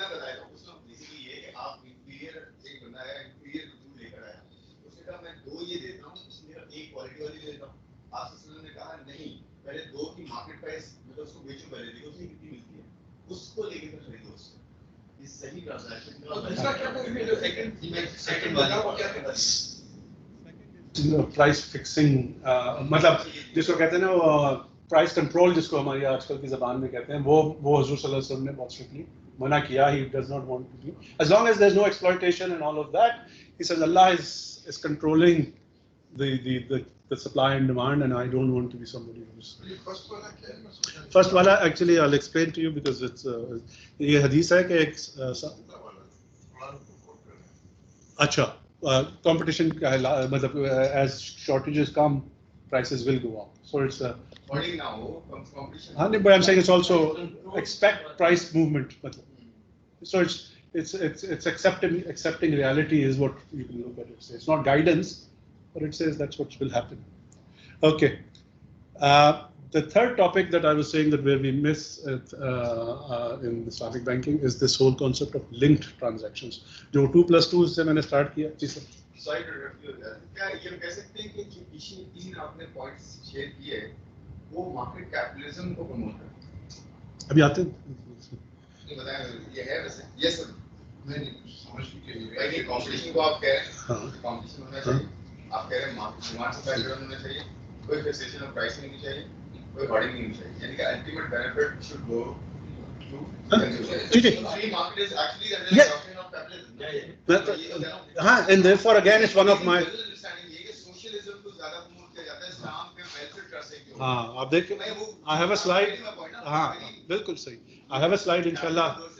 बिल्कुल I have a slide on that as well इंशाल्लाह. चले. Okay. Can I bring? हाँ, वो सब चीजें गलत हैं. But let's okay. Now the third thing is connected transactions and linked transactions. contemporary we call them connected transactions, linked transactions, and Islam has the same thing, and it says two transactions cannot be in one. So so there's again no conflict between Islam and finance. And what makes them connected? Okay, let's do a few questions. So if they will not be done separately. So अगर for example आपने कहा कि जी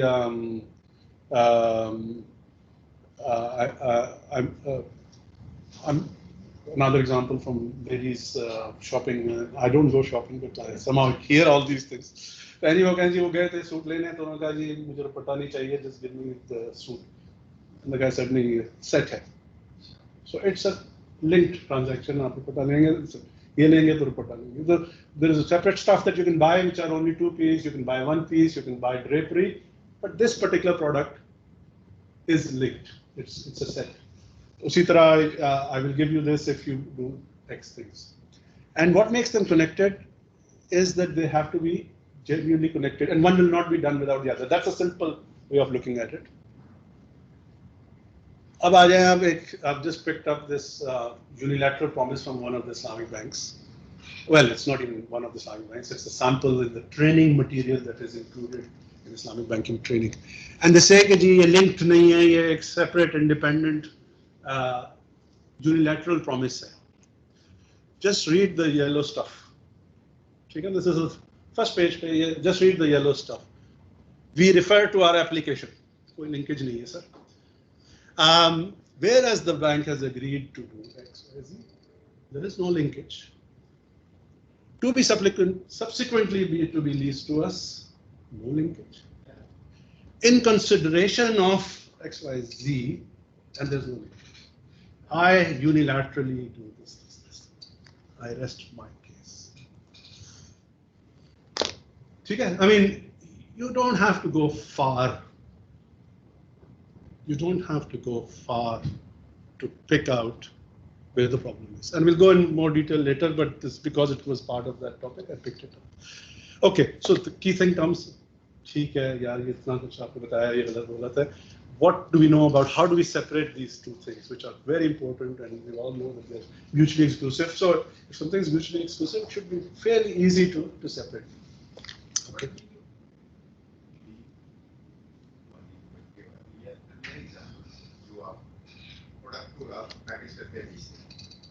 उसमें times में दोनों का फायदा होता है. जैसे ये सेल लगती है उसमें 2-4 चीजें वो एक साथ पैकेट, एक शैम्पू है 4 साबुन लाल लगाए काफी जी ये पूरा पैकेट आपको मिल रहा है डिस्काउंट पे, अपनी वो इन्वेंटरी को जो है निकाल रहे हो. ये अलाउ नहीं है. नहीं ये नहीं कहा था अलाउ नहीं है. ये कहा था this is a linked, this is a connected transaction and treat it like that. It's a price for a connected transaction. It doesn't make the market value of 1/4 of that. That's all. It's allowed. Same like buy 2 get 1 free. That's allowed. That's allowed. It's all I was saying is that then doesn't decide another price for something else. You can't say क्योंकि मुझे 3 पर in itself वो सही है. In itself सही है. Drive नहीं कर सकती. उससे आप और चीजें नहीं ड्राइव कर सकते और उसको अंडरस्टैंड करने के लिए you have to draw your boundary around all that transaction in totality. अब आप उसे कहेंगे इसका मतलब है ये तुम एक कितने में बेच रहे हो, इसका मतलब तुम्हारा प्रॉफिट इस पे भी बन रहा है, तो अब ये जो तुम एक महंगा बेच रहे हो ये बहुत ज्यादा कर रहे हो, ये रिबा हो गया. You know, that's the point I'm trying to make. You cannot then start correlating that way. Okay, next topic quickly. I'm sorry running late now, so but it's important, and maybe if you guys are interested, I can look to break it up into 2 parts and then come back in a couple of weeks' time and then talk about solutions. But it's important that we get this mindset that where is the problem and what are the global norms to understand this problem, and it's important. Okay, so I call this cash flows. Cash flows are the buzzword for financial sector, and I call it the heartbeat of a financial product. And you can do these cash flows, and those of us who are in finance have done this all their life. And then you get somebody who will look at this cash flow and tell you, without even looking at the documentation, what this product is. The आपकी expertise level. It's like I say कि आप doctor के पास ले जाएं और उसको ECG दिखाएं, तो देखता है, कहता हाँ ये नॉर्मल है, ठीक है चले जाओ। दूसरे को कहता है यार ये तुम्हारा मरमर है in your heart and look here it is this thing. और तीसरा कहेगा यार ये तो बंदे दा ईसीजी नहीं है, तो खोते दा। So he'll be able to tell you that. उसी तरह those of us who are in finance can literally look at our cash flow and I can tell you what the product is. Call it what you like. And then even better than that is this ETT that you get done. So they say, it looks all right, but let me do an ET2 on you. ETT क्या करता है? It puts stress on various parts and checks how your heart behaves. We have got a concept called stress test in finance. Those who are in banks will be very familiar with it. And you look at changes in various things and see how the product behaves. And with this combination of science, if you want to call it science, or economics को क्या कहेंगे, social science कहेंगे, whatever, with the science that you have, whether it is a medical science or this economic science, we have the capacity to tell you what the product is. So you can bring me any product you like and I'll put it through this mill, and on the without, you don't need to tell me any labeling and everything, you give me the details, I'll put it in, and my black box will tell you this is a debt product, this is an equity product, this is what. Okay. So that's enough, and that's how we can do it. So my message here is, we have the expertise, we have the knowledge to rebuild this man. क्या था वो? $6 million man? Bionic man. We have the technology to rebuild him. कुछ ऐसा था ना? आपको याद होगा यार? अच्छा. So this is how you do an ETT. You vary some parameters, and then you see the behavior किसका क्या है. If a commodity price moves, very easily you can see that supplier पे impact आता है till he has sold it. Trader, while he's holding it, उसके ऊपर impact आएगा, जब उसने बेच दिया, the impact stops. Interestingly, financier पे जब आप देखते हैं, who says he is trading in this commodity, कोई impact नहीं आता. So now, in a practical sense, अब इसमें अगर हम आएंगे, now that was my theory part of it. Now I'll give you some very concrete example. In the UK, where I do my business and the business that I do, there is a housing market, and there are two products that are available there. One of them actually has all the forward prices fixed at inception. आज आपको पता लग जाएगा आपकी cash flows अगले 10 साल की क्या है, 20 साल की क्या है, 30 साल की क्या है. There's another which the price is fixed on the market. वो ये कहता है कि जी ठीक है, we are going to do this jointly, and you're interested in buying more of it, I don't have a problem, but we'll fix the price जब market पे time आएगा. And interestingly, so you have two completely different products, buying the same house, doing the same end transaction, that I will end up with the house, I will have paid for it, but the prices are either fixed or they will be fixed at the time that you. एक market driven है और एक नहीं है. And so one is called a mortgage finance, this first one, and the other is actually called a shared ownership, and they mean it. And they mean it. That's the buzzword you want to understand. And they mean it. हम कहते हैं ये shared ownership है, diminishing ashar का है, फलाना है, and we'll come back to that. They mean it. And when you mean it, what happens? You say, these are the consequences, this is the thing, this is what happened. But interestingly, who finances it? The mortgage is financed by bank depositors, who are also not interested in property. But this part is actually financed by property equity funds who are actually interested in investing in property, but they're not interested in that particular property that you want to buy. They don't mind that property, but they don't have a particular preference कि मुझे यही property लेनी है. आप जब लेंगे तो आप कहेंगे यार मुझे तो यही लेनी है, मेरा बच्चा करीब रहता है, मेरे लिए ये community. They're happy to come into partnership with you. They're happy to run with you. They're happy to sell you.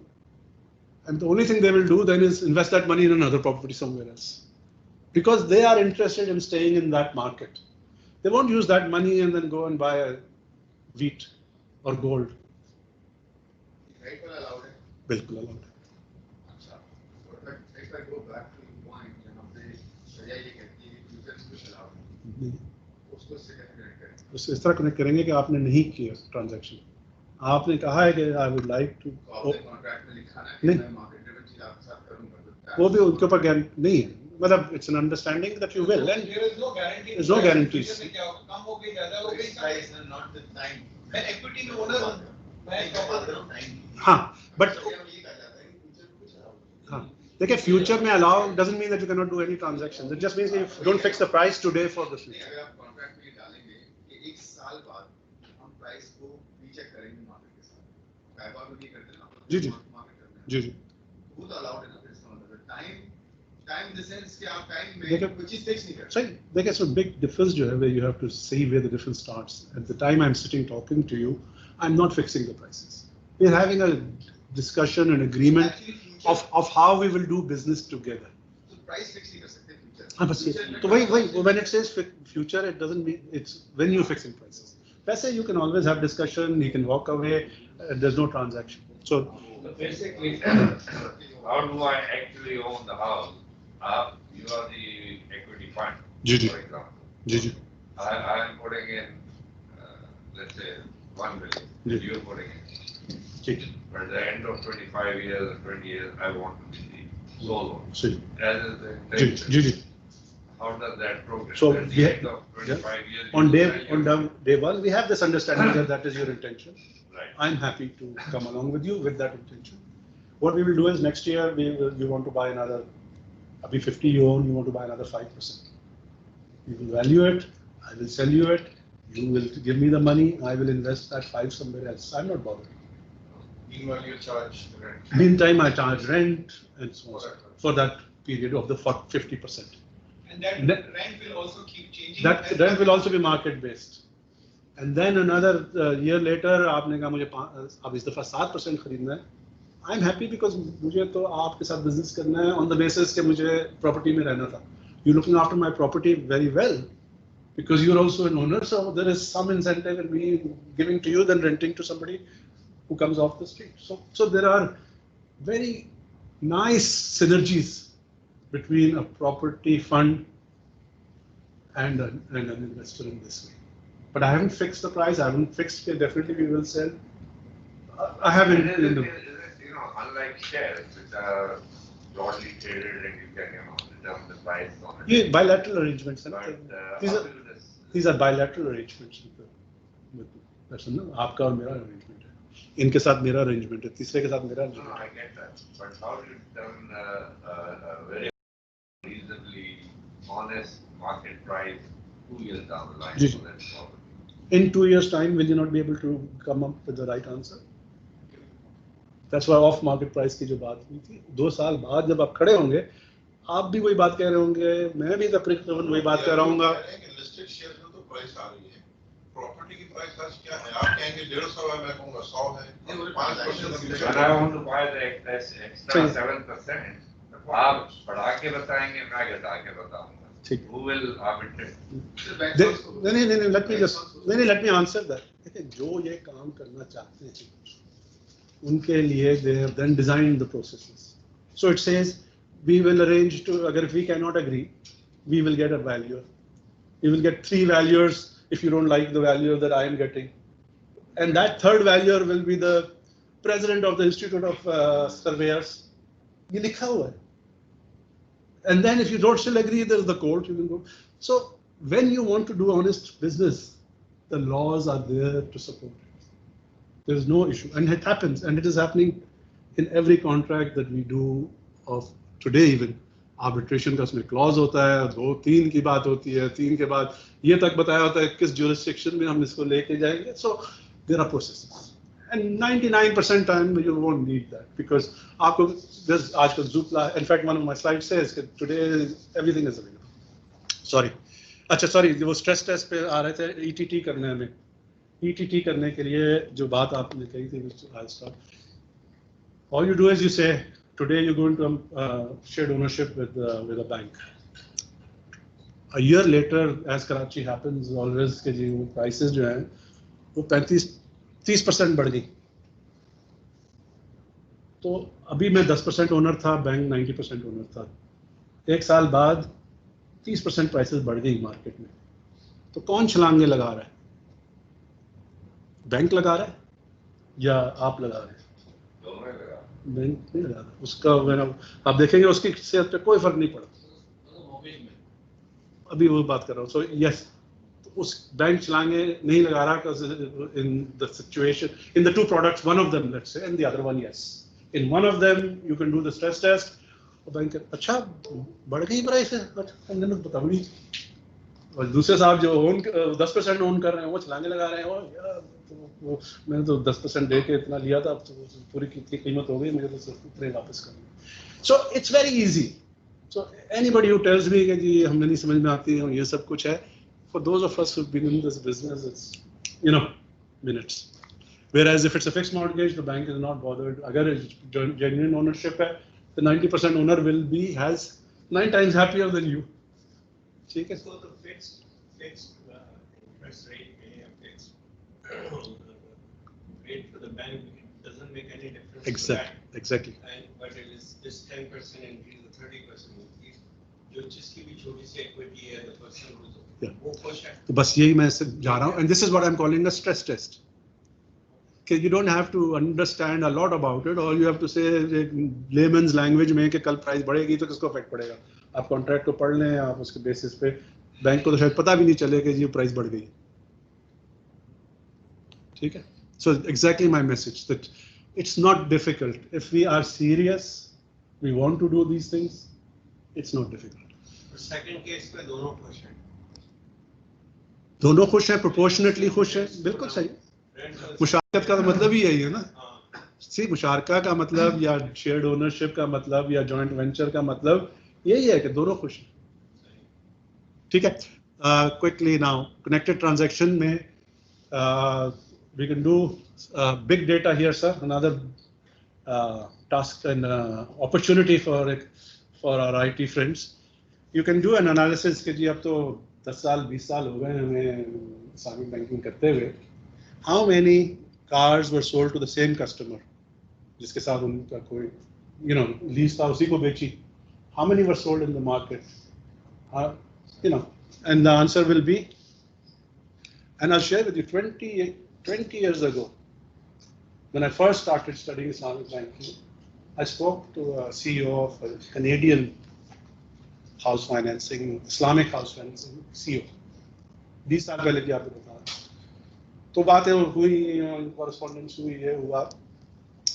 And he said, Ayaz, I've been doing this business for 20 years. We start off by saying to people that we are going to share in the profits, and we leave it to them that when they sell, they should give us our share. In the meantime, वो हमने fix कर लिया schedules from the profit, which we call profit. And he said, आज 20 साल हो गए, not one person has come to give me my share. So when we say हम share करना चाहते हैं, the reality is that closing के बाद क्या वो was not part of the contract. देखिए होता क्या है, बिकॉज हम उसको मॉर्गेज ही सोच के इस्लामिक फाइनेंस ले रहे हैं, तो जब हमने सारी पेमेंट्स कर दी, हम कहते हैं हमारा ही है भाई, उसका थोड़ी है. इतने साल हमने जॉइंट ओनरशिप की, उसकी कोई वैल्यू नहीं. ठीक है? So this is the reality of where. अगर आप जेन्युइनली बिलीव करते हैं कि ये इतने साल हमने जॉइंट ओनरशिप रखी है, तो आप कोई चार्ट बना के, कोई मेजरमेंट करके कुछ तो उसको हाथ में देते कि यार इतने सालों में हमारा 3 गुना हो गई मेरी प्रॉपर्टी. बट क्योंकि हमने उसको पेमेंट्स कर दी हैं प्रॉफिट की, जो खुश है वो, which is happy because he says मेरा दूसरा बिजनेस जो है वो तो है ही इंटरेस्ट, ये कुछ उसे देखते. लेकिन उसने कहा कि मैंने कस्टमर्स पे छोड़ दिया. कॉन्ट्रैक्ट में लिखा है कि जब आप बेचें तो मेरा शेयर मुझे दे दीजिएगा. कह रहा 20 साल हो गए मुझे, दिस इज 20 years ago, तो वो 40 साल पहले इसने ये काम स्टार्ट किया. एंड ही सेड कि आज तक हो गया. And I'm sure 20 साल और गुजर हो गए. If I could make contact with him, I'm sure he will tell me, yes, 20 साल और गुजर गए, and nothing has changed. Because वो एक mindset है. Okay. I'll skip over this, but very quickly, structuring में मसले क्या है? Structuring में एक मसला तो ये है कि जी, it's very difficult to explain to people. आपको एक चीज़ कहूँगा, दूसरे को दूसरी चीज़ कहूँगा, तीसरे को तीसरी चीज़ कहूँगा. And in today's day and age, that's not really very feasible. And FATF वगैरह जो है उसका. And again, this is something 2005 में this guy who's a professor at Rice University, he mentioned. Again, I'm going to rush now. It doesn't work in Islam structuring because हम समझते हैं structuring कर रहे हैं. Because normal structuring में ये होता है, एक law maker होता है, वो एक law बना देता है. आप बहुत intelligent lawyers को लाते हैं, आप खुद बड़ी intelligently उसको restructure करते हैं, इधर का उधर करते हैं. And he says, यार हाँ बात तो उसने सही की है, court will accept it. तो वो law change कर देता है. ठीक है, वो फिर आप उसको करते हैं, फिर वो लॉ चेंज कर देता है. So there is a constant cat and mouse game going on between lawmakers and the business of structuring, and it's very common. अब ये REITs में हैं, जब REIT का लॉ चेंज होगा, they will change something, तो कहेगा यार नहीं ये इतनी इंटेंडेड था, वो फिर लॉ चेंज होगा. So okay, so the point is that that's what happens in Islam. The law has been laid down. अब सवाए आखिरत पे आपके साथ फैसला होगा, इस वक्त कोई बीच में आके आपको नहीं कहेगा आप सही कर रहे हो, आप गलत कर रहे हो. So what I've said here, even just the intention of structuring to me is, you know, doubtful. ठीक है, so we need to be careful कि आपको कोई आके नहीं रोकेगा. अल्लाह मियाँ आके आपको हाथ नहीं पकड़ लेंगे इस वक्त के लिए आपने ये किया. And he will not change the law either now because he's given it forever. Okay. I'm going to skip all of these because these are all talking about. Yeah, do you want the solutions ka separate section kar le, because I'm conscious that we are going to run out of time. What time would you like to wait? I need to finish this part, probably another half an hour, and then we can break. And if you're enjoying it, and we can come back. Well, do you feel it's been worthwhile? Yeah, it's very useful. So rather than rush it, and then so let me just then get through these points, problem areas, and then we'll go to the solution, inshallah, in 1 or 2 weeks time. Okay, if Waqar bhai will be kind enough to offer us his facilities again. Okay, supplier credit. What is the problem with supplier credit? It has all the same attributes as bank credit. ठीक है, मैं दुकानदार हूँ, मैं आपको 5 साल पे गाड़ी बेचता हूँ, कोई बैंक इन्वॉल्व नहीं है, but it has the same problems for you. कल आपकी नौकरी चली जाती है, you want to give the car back, you don't have that option. But there are joint financing options available, which are long-term contracts, joint ventures, agencies. इस पे भी IFRSs बने हुए हैं, and interestingly, they are also available in Islam. And that comparison that I was giving, it's nice to see कि वो चीज़ें जो कि non-interest based joint ventures और ये सब चीज़ें हैं, वो इस्लाम ने भी उनकी इजाज़त दी है under salam, istisna और आबा. And when we said कि जी वो future में सब कुछ मना है, actually सब कुछ मना नहीं है, but generically मना है, and then there are exceptions which Islam has allowed you. Same as IFRS generally कहता है supplier credit has interest, but these other options don't have. So the comparison is amazing. I mean, for me, it's been an eye-opener since I started to look at it. So from a lender's point of view, what is supplier credit, and from a borrower's point of view, what is supplier's credit? In which you don't go to a bank to get extra money and pay the supplier, you get it directly from the supplier.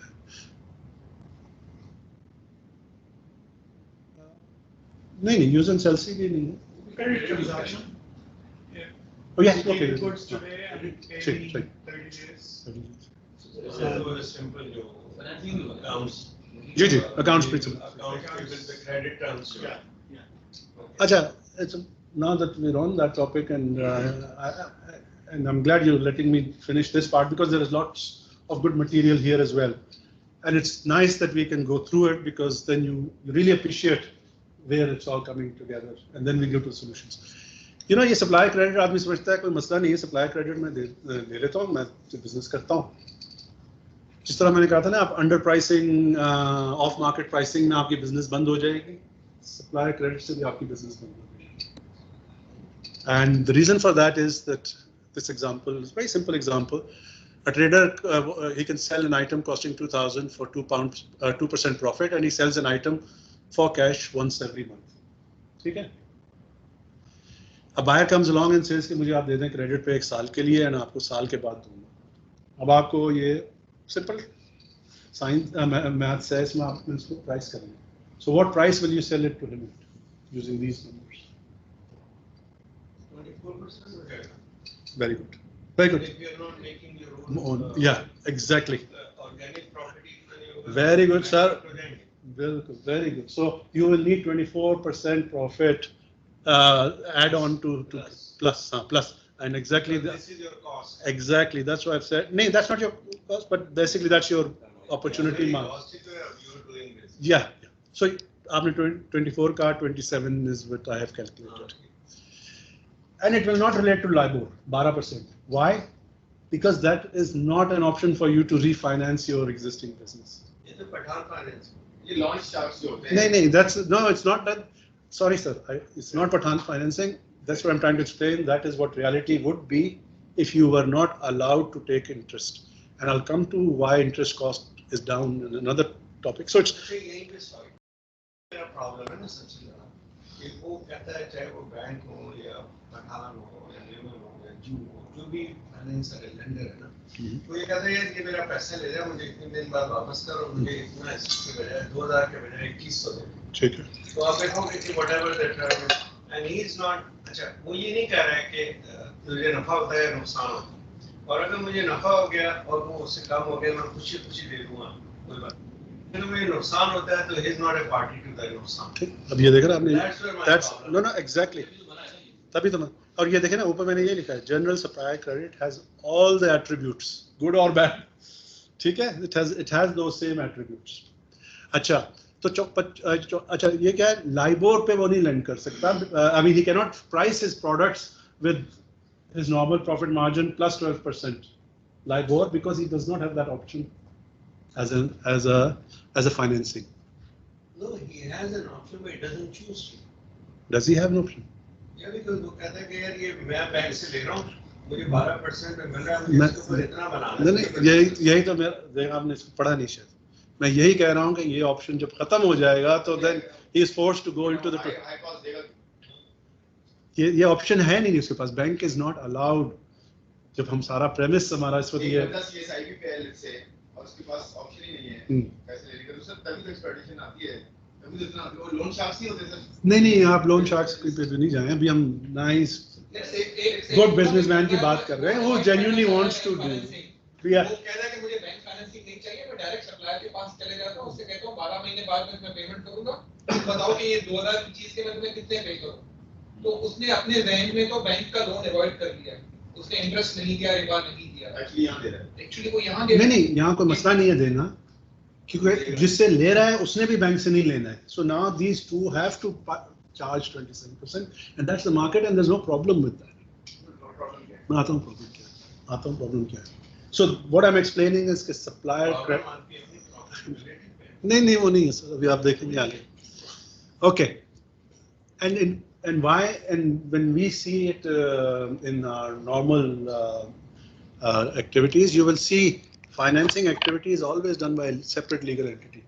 Samsung, General Electric, General Motors, जो manufacturers, big manufacturers, when they come and they supply and they talk about supply financing, we have a brother here. वो उसकी financing वो दूसरे तरीके से होगी. हमारी financing जो है ना वो इस तरह. So that's how it works. So again, it's not something that we are unfamiliar with. I'll come to what the issues are.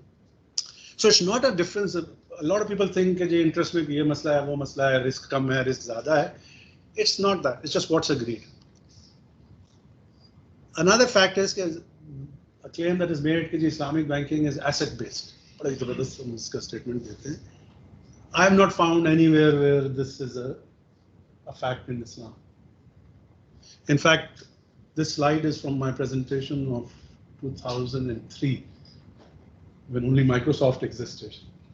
उस वक्त वो FANG के बाकी बच्चे भी नहीं आए थे.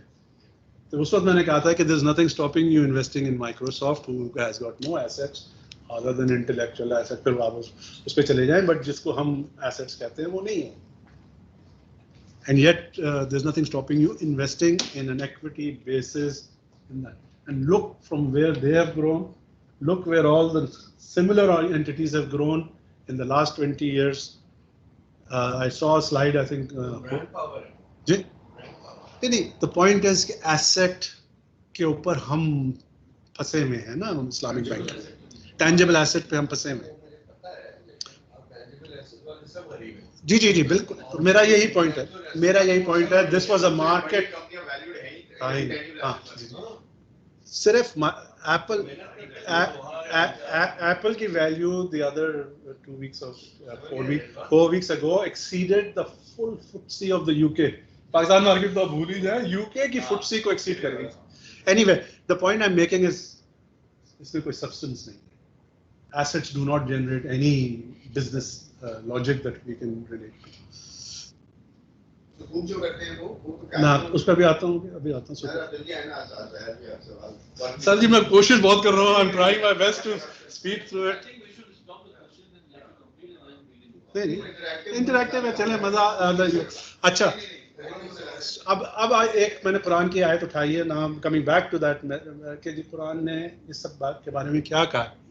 और earlier we saw the Surah Nisa में ayat 161 in which says that they are taking interest even though it was forbidden on them, and their wrongful appropriation of other people's properties. So what is interest doing? It is wrongful appropriation of other people's properties. हालांकि it's all agreement, हमारा agreement है, it's very clear that everyone knows what they're getting into. And interesting this उसकी presentation में problem number one is that it's called interest, is called ribis, is called neshech. It bites, because often what happens is when you take a loan with interest, you yourself don't realize, because they throw all sorts of complicated numbers, you know, well, it's 3.5% compounded at, you know, blah, blah, blah. And then next thing you know, you owe more money than you ever borrowed to begin with, right? So it quickly, it's called neshech, because compared to a snake bite, when a snake bites and injects venom, there may be 2 little puncture holes, but the venom gets in there. Next thing you know, the whole body swells up. That's what a loan is. It's just a little loan, and next thing you know, you owe more money than you could possibly imagine. So first of all, the Torah is telling us you have to be compassionate. Don't. No, that 3,000 years ago, Quran, what it said, you're eating into other people's wealth, and I'll give you an example of today. Debt breeds on equity, I'm saying here. I'll explain this in simple mathematics. 2 partners, they want to start a business. And let's say 50-50, there are 2 choices. One of them says 50-50 kar lete hain, the other says, yaar nahi, main to zyada isme interested nahi hu, to mujhe sirf 10% of capital de dena har saal, baaki tum kar lena. We'll go into partnership. Partner B agrees, so very simple. Aur phir they both put in 1,000 each, and this is the business in 8 years. Okay? Again, nothing drastic. The whole point of this exercise is I want to show you extremes. हम हर चीज को extreme में समझते हैं कि मसले हैं. This is run of the mill. ROE 15%, 10%, 5%, -5, -10. You know, nothing. It's a restaurant business, I said to somebody, and even after they managed to sell it for 2,000, तो जितना डाला था वो वापस भी मिल गया. इससे बेहतर. But when you total up all this profit and loss, still a profit of 50. तो जिसको कहते हैं खाया पिया कुछ नहीं, ग्लास तोड़े 12 आने वाला बिजनेस था. 8 साल 12.5. ये जो पहला वाला पार्टनर है, उसने $1,000 पे अपने भी 10% की डील की, खाली अपने हिस्से से. तो दूसरा वाला जो है उनको कबूल हो गया. Thank you. उसको तो फिक्स मिल गया. क्या हो गया? जो जिसने ये डील की है कि भाई मैंने $1,000 डाल रहा हूँ, I don't care what happens, मुझे सिर्फ हर साल $100 देने हैं. जी बस, हाँ. है ना? जी बिल्कुल. तो वो मैं assuming उसको मिलता रहा. अच्छा, वो तो जो पार्टनर बी था, he is holding the tower. But that's what I mean. So जी बिल्कुल ऐसे ही हुआ. ये अब आप देखें, बिल्कुल ऐसे ही हुआ. हाँ जी. पहले सालों में इसका सिर्फ फिक्स था तो इसको कम मिला, इसका दूसरे पार्टनर को ज्यादा मिला. But and look, in 7-8 years, the second partner has been wiped out. And what I'm showing you is कि numbers इतने, वो जो उसने कहा ना it bites. It just so when I did this example, I also almost fell off because I did not expect this. But when you read the Quran and you start believing in it and saying कि यार इसमें कुछ चीज़ है जो मुझे समझ नहीं आ रही, it starts to fall into place. And this is the example that I give to people, and I say, yeah, it's not extreme, it's not obnoxious, it's not one in a lifetime ऐसा होगा. This is just simple run-of-the-mill 10% plus 10 minus. 8 साल में आपको business को भी नहीं बेचना पड़ा. You got your own back. Net profit भी है पूरे उस setup में. And yet this is the outcome of that second model, which is interest. But what's the point over here? Like, I mean, चलो एक example था, अगर profit ज़्यादा होता, फिर वो different होता. ठीक है, तो then But that's the would have been yeah. on debt. We would have been better. वो leveraging हो रही है, all that we understand. Now, What is the point? the point here is that this is something that you don't want to happen. This is what you would like to. That's the point. And what has this got to do with Islamic banking? It's a business structure. It is. Islamic or not? Okay, नहीं, all I'm showing is the effect of interest. देखें, आपकी मर्जी, आप जो मर्जी करें. We're just evaluating. Do we understand what is happening?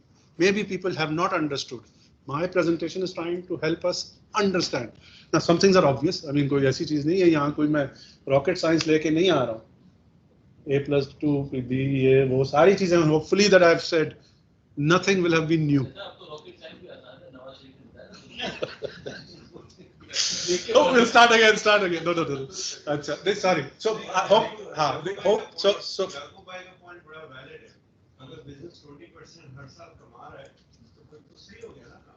नहीं तो आप assume कर रहे हो कि business खराब हो रहा है. जी नहीं, this is not assuming खराब हो रहा है.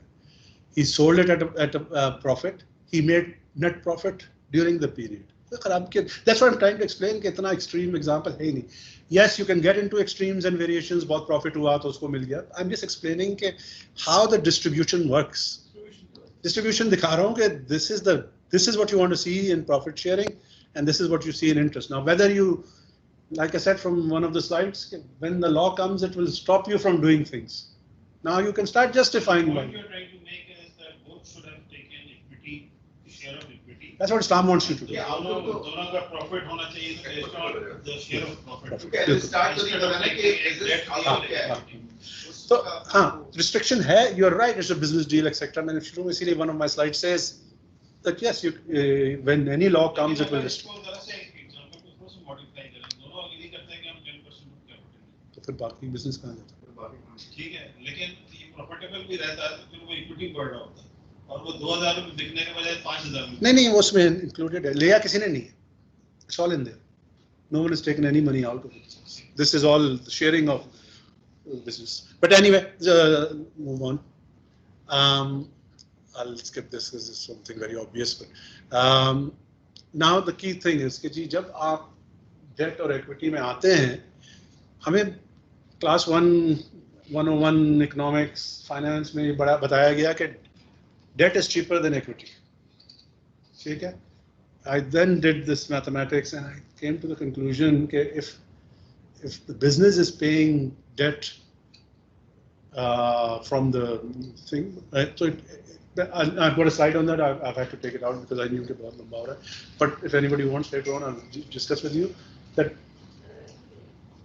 mathematically there is no reason why debt should be cheaper than equity, because you're taking a subset of a business and its volatility में आप वही exactly के downside आप उसको expose कर रहे हैं, upside उसको मिल नहीं रहा. So mathematically it should not be true. Yet we're ingrained from day one कि जी debt is cheaper than equity. Debt ले लो, debt is cheaper. और उसकी वजह क्या है? It is secured by other means. And how does this happen? You reduce the debt percentage from 100%, कोई आपको debt नहीं देगा, to bring in someone else's equity.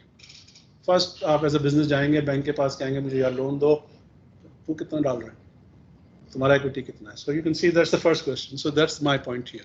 There's an artificial thing there that on debt, you can the cost of debt is reduced by tax. By tax. नहीं वो अच्छा वो एक अलग topic है, and I'm on that as well. नहीं हाँ वो एक अलग टॉपिक है, I'll come to that. अभी हमें बात, see when I'm trying to talk here, I'm trying to pick up the main global things. It's down because of security on other people's assets. So again वो जो कुरान की आयत है which says you eat into other people's assets, वो यहाँ पे prove हो रहा है. So I'll come to the tax as well, and thank you very much. Absolutely spot on. ये सिर्फ कुरान की आयत है कि you are eating ji. into someone else's assets? जी अभी मैंने आपको दिखाई थी ना 161 सूरह निसा. That's what I'm saying कि वो जब आप पढ़ते हैं, you realize that it's saying that. And only yesterday I got this Surah Rahman ki ayat, and I said, yeah, this is great. I'll put it in my presentation. I'll give him something to. हाँ वो सारे थे. In fact, I was looking for one of those quotes for today's presentation. कि look around you, flana. And then that came and it just blew me away. Okay, yeah, this is what big data is all about. This is what facial recognition is all about. People will have already been identified. Everything will have been noted, and it's amazing. So वो सारी चीजें. Okay. The other topic we have is कि जी ये तो हमें interest तो देना होता है to cover inflation. And this slide is trying to tell you that actually lending or leveraging is actually the cause of inflation. आप देखेंगे ना, मैं दिखाऊंगा आपको. But what's the point? No, my point is the presentation. आप उससे argue कीजिएगा once you have heard me. So borrowing or leveraging is the cause of inflation. So it cannot be the cure of inflation. Thank you. See. No. Let me show you, sir. Let me show you, then we can argue about it once we put it on. The whole idea of this presentation is that it's on paper now, so बहस हो सकती है. Okay, let's say this sample of 10 people in the world. 8 do not have means to buy expensive assets. They have $200,000 each. One has 1 million, one has 1.2 million. ठीक है, this is the breakup of the world. Maybe inequality से भी बहुत बढ़ गई है, but let's take this as an example. Single asset becomes available for 1 million. अब कौन इसके लिए बिड करेगा? 2 लोग. कितने का बिकेगा जाके? 1.01? नहीं, I'm saying that this is नहीं, because this guy will drop out. This one will drop out once it goes to 1.01. And he doesn't, उसके पास तो ये 8 के पास तो पहले पैसे नहीं थे, वो वैसे आया तो हो गए 1.01 पे गया तो वो हो गया. अब now we introduce a bank. Bank क्या कहता है? सबको कहता है यार मेरे पास ले आओ पैसे. All 10 of them put 10 million in. हाँ 200 आ गए. ठीक है, एज ए डिपॉजिट बेस उसने कलेक्ट कर लिए. अब क्या कर रहा है? वो सबको ऑफर लेटर दे दिया उसने 2 मिलियन का. ठीक है, अब क्या हो रहा है? अब बिडिंग स्टार्ट हो रही है तो क्या हो रहा है? एवरीवन इज पार्टिसिपेटिंग थिंकिंग मेरे पास पैसे हैं, मैं खरीद लूंगा. So he is actually creating the inflation. No. Money is creating the inflation. You have created money. Where have I created? Oh, you're saying that bank is money. नहीं, pooling is created. पैसा तो आ रहा है. Pooling नहीं, अभी कोई नया पैसा नहीं क्रिएट हुआ. देखिए सर, बैंक के पास पैसे कहाँ से आए? अगर लोगों के पास पैसे नहीं सर, आप पढ़ा ही नहीं आपने फिर इसके बारे. पूलिंग ये पैसा आया because people had the money. In the first situation, they had the money. सबने 2-2 लाख दे दिए. हाँ पढ़ लें आप एक दफा, तसल्ली से पढ़ लें. मैं कहीं नहीं जा रहा.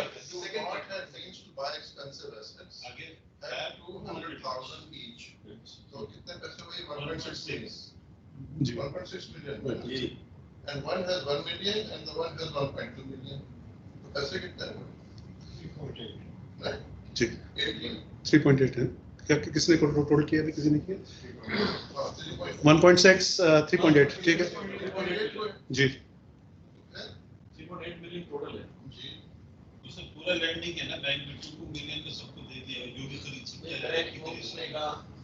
मैं कह रहा हूँ कि इकोनॉमिक्स का सिंपल प्रिंसिपल है. इन्फ्लेशन की एक वजह है more money buying fever goods. ये मैंने भी यही पढ़ा. मैंने भी यही पढ़ा. अब आप इंटरेस्ट रेट बढ़ा देंगे. नहीं, आप वही बात कह रहे हैं जो मैं कह रहा हूँ. 101 से मैंने भी वही पढ़ा है. लेकिन आप इसको देखिएगा, आपके साथ आप ओवर लंच निकल, ठीक है. All I'm saying is the numbers are here. I've read the same economics that you're talking about all my life. But this has opened my eyes and I will challenge you कि आप इसको देखें. इसमें कोई ऐसी चीज, no new money is created, no leverage. And I've जो आप बात कह रहे हैं, I've been the one person who always says introduce a banking concept of an entity who has taken money from the same people.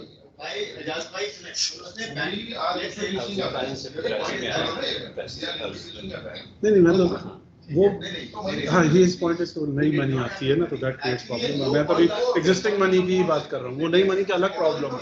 तो बात सही कह रहा है, I'm not saying, but I'm saying fundamentally you don't need new money, you don't need printing of money. You'll create a problem by this pooling mechanism by definition.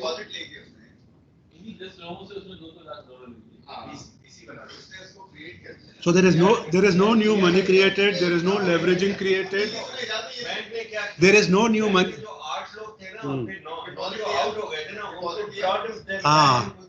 Buying market. Yes. And then therefore they started to compete with each other. और एक जो realistic value थी उसको उन्होंने push up कर दी. Regionalize कर दिया ना. That is positive sir. चले आपके साथ separate Ijaz will have point सही. नहीं वो point is now you're talking that also I would agree with him absolutely. My statistics in Habib Bank over 20 years.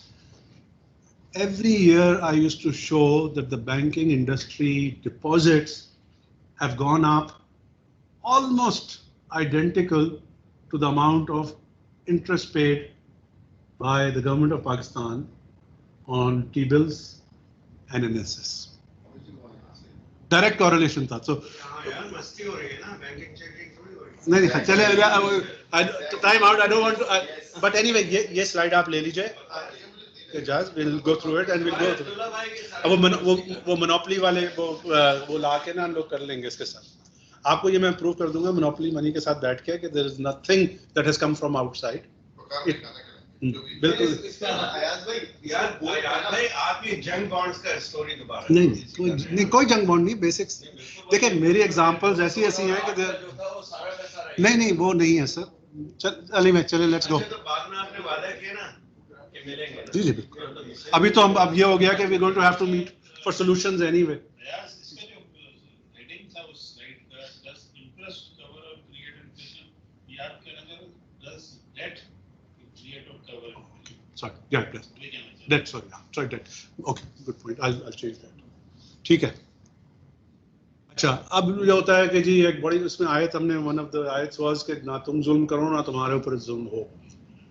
And उस पे फिर बहुत बहस होती है कि यार ये this is all wrong because जुल्म है और जुल्म नहीं है तो ठीक है and all of that.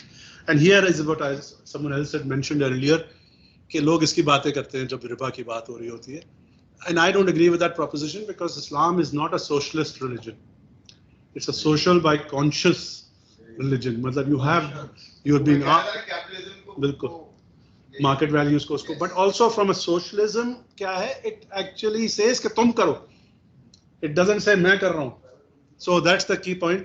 Look at it, for example, zakat is addressed, is taken whether market value goes up or down. ये नहीं है कि profit कमाया तो zakat the. It starts at such a low sahib nisab.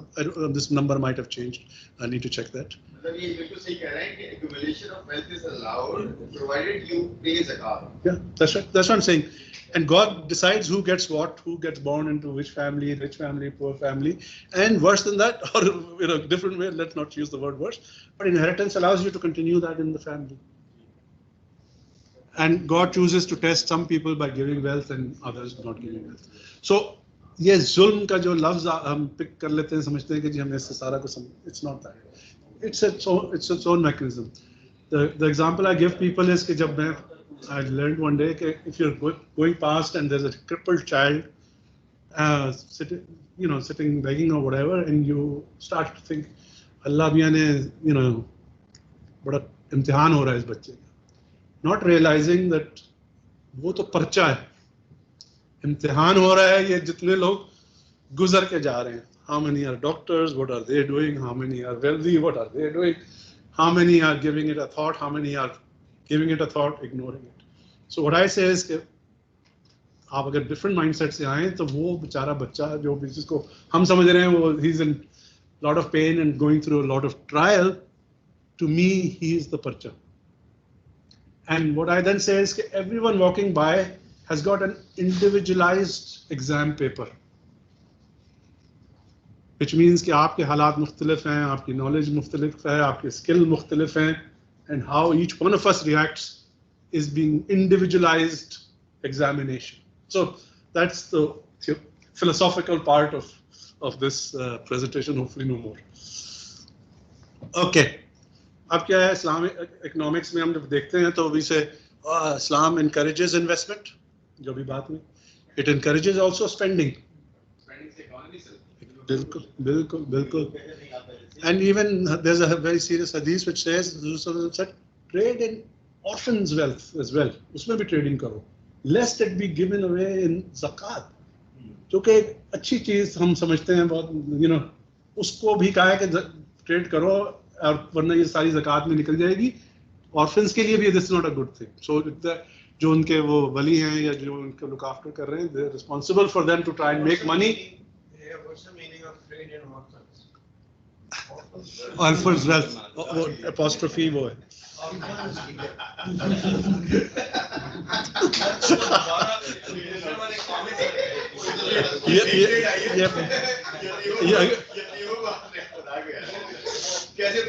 अच्छा आपने एक ही invert किया दूसरे को नहीं, इन्वर्ट नहीं है. This is apostrophe with a plural का अपॉस्ट्रोफी. वो तो यहाँ पे आ रहा है ना डबल वाला. नहीं स्पेस भी है. जो आप कह रहे हैं ये डबल ये यहाँ पे क्लोज हो रहा है. Anyway, I think you get the point. Orphans, many orphans, उनकी वेल्थ से इंस्ट्रक्शन है to trade. So this is and not give zakat, but don't let it be boiled away by zakat. Zakat is not intended कि किसका पैसा ले लिया जाए. अगर तुम कमाओ और zakat दो. बिल्कुल. So Islam's stimulus to economy is not by increasing government debt, spending, handouts of other people's money, but individual giving their own money out of choice. ठीक है? And we thought consumer-driven economy is created by modern finance. Islam to boost economic activity, what does the Fed do? It reduces interest rate. So Islam with zero interest rate, with the West now after 20 years of near zero interest rate, there's some. एक सवाल बड़ा बार आता है. हम आजकल trading economy को बड़ा demonise कर रहे होते हैं. ट्रेडिंग इकोनॉमी, कंज्यूमर इकोनॉमी को, ट्रेडिंग इकोनॉमी को. इस्लाम में तो ट्रेडिंग को प्रमोट किया है. बिल्कुल. मैं वो बात नहीं कर रहा ट्रेडिंग वर्सेस मैन्युफैक्चरिंग. नहीं बट बिजनेस इवेंचुअली तो ट्रेड होगा ना. बिजनेस बिल्कुल. ये तो नहीं कह सकते कि ट्रेडिंग इकोनॉमी नहीं. वो तो बड़ा क्लियर है ना, जब अल्लाह ताला के नबी ने ये कहा सल्लल्लाहु अलैहि वसल्लम ने कि आपने वो कितना मैं खैरात कर दूं जो मेरी वेल्थ है. उन्होंने कहा कि जितना आपकी जरूरत से ऊपर है तो आप दे दें. जब दे देंगे तो स्पेंड होगा ना. स्पेंड होगा तो उसका मतलब है कंज्यूम होगा. मतलब ये अगर हमारा इतना ईमान पक्का होता तो हम अपने जितने आज की खाने का बंदोबस्त करते और कल का हम जितना एक्यूमुलेट करते हैं. Okay, now we come to the trading and consumption is basically encouraged by Sharia. Trading and बिल्कुल. अच्छा, अब आ रहे हैं हम मेरे पॉइंट बताऊं. जो आप कह रहे हैं उसको स्ट्रेंथन में कर रहा है कि ये जो हमारे मैवरिक है ना, मैवरिक, तो कि जब ये कंजम्पशन कैसे बढ़ती है. कंजम्पशन जब बढ़ेगी तो कुछ ना कुछ प्रोड्यूस हो रहा होगा ना, कंज्यूम हो रहा होगा, कुछ वो कोई बना रहा होगा. सर जो एक्चुअली बना रहा होगा तो है फिर वो कंज्यूम कंजम्पशन इज एक्चुअली कोई प्रोड्यूस कर रहा होगा. हाँ, तो मैं ये कह रहा हूँ कि it goes hand in hand. So I am supporting it. Sir मैं ये कह रहा हूँ कि consumption is primary factor to drive your बिल्कुल. प्रोडक्शन. अगर मैं चल. कंज्यूम ही नहीं करूंगा कोई बनाएगा यार, इसलिए तो मैंने मैवरिक कहा. बस sir. Okay. Can I time out and just get back to the topic? Okay, so now we need to try and understand the issue है क्या. Now coming back to the topic, remember we had a topic called Islamic Finance. So where is the problem of recognizing debt and equity? So you ask yourself कि if everyone says कि मैं business कर रहा हूँ, तो businessman तो बहुत clearly identify होता है. मैं लोगों को कहता हूँ मैं if I'm in a party of 20 people and they're all businessmen, you ask them, भाई तुम क्या करते हो? कहते हैं जी मैं business करता हूँ. अच्छा कौन सी business करते हैं? कहते हैं जी मैं कपड़े की business करता हूँ. अच्छा क्या करते हैं उसमें? मैं grey cloth करता हूँ. अच्छा and so on so forth. और अगर कोई लकड़हार है तो वो बताएगा, कोई कुछ ना है. वहाँ पे इस्लामिक बैंकर भी होगा, आप उससे पूछेंगे आप बिजनेस करते हैं, कौन सी बिजनेस करते हैं? So you ask that question. ये यार भाई ये जो आयरन बैंकर है ना, इसको आयरन स्मिथ करने हैं, बड़ा मेरे दिल पे छुपे हुआ. क्यों? Iron Smith. अच्छा. Much more dignified term and monger जो है ना. अच्छा.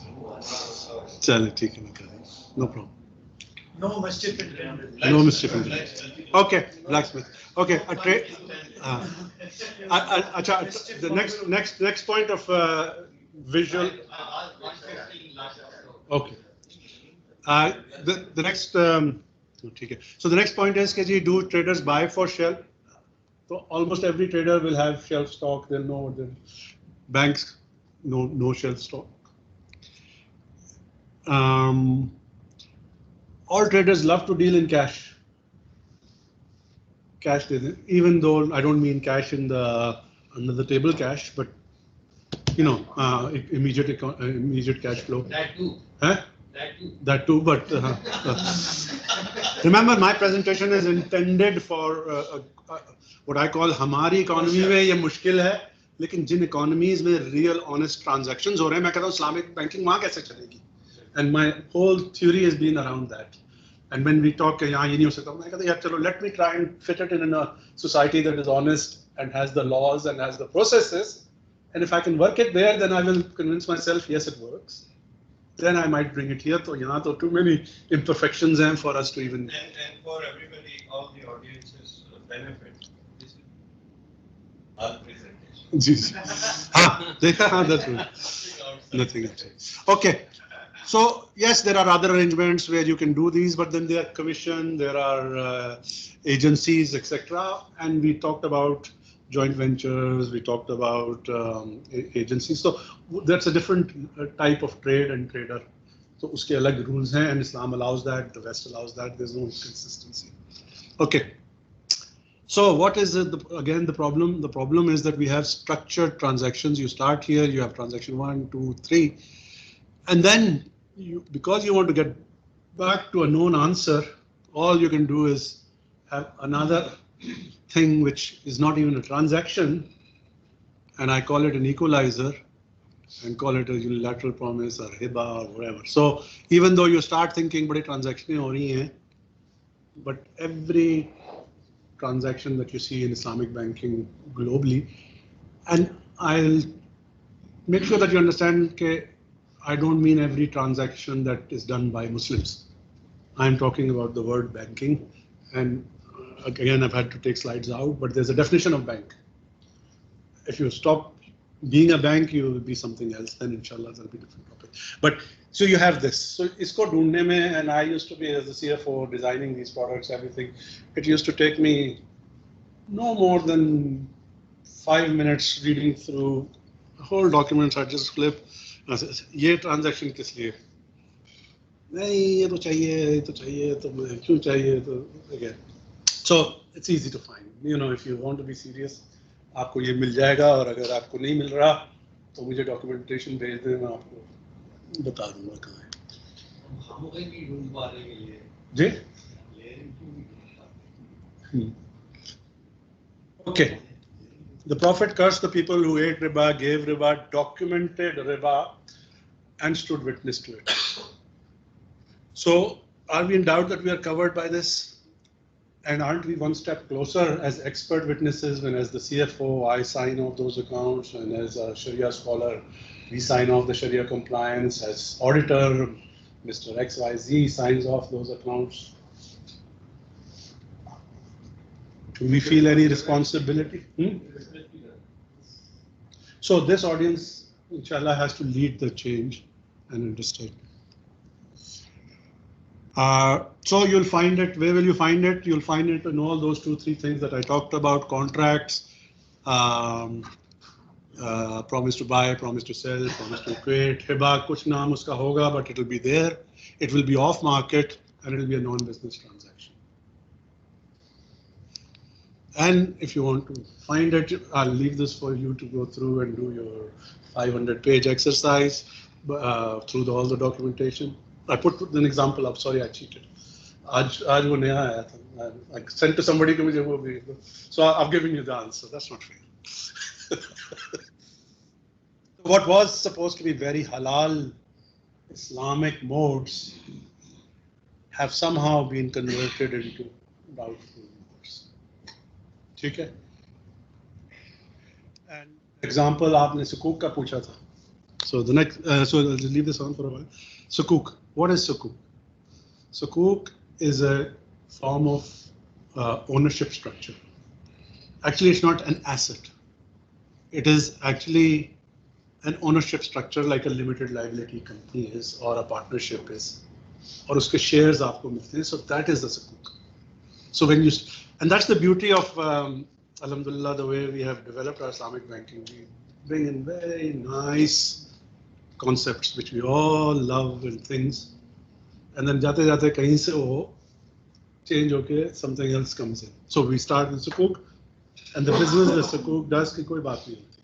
Sukuk है, ये है, वो है, and shirakat, musharka, all those things that are common in joint venture companies that we deal with every day, वही है sukuk.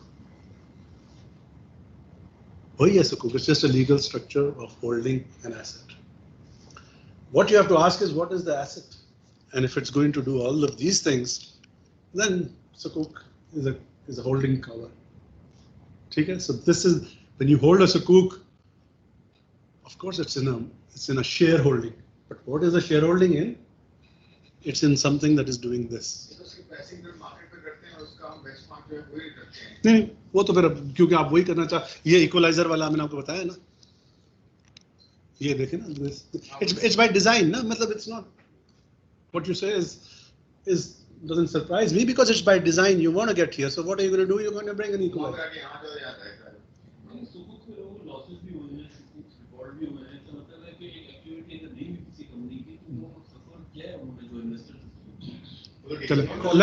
My next slide will help you explain.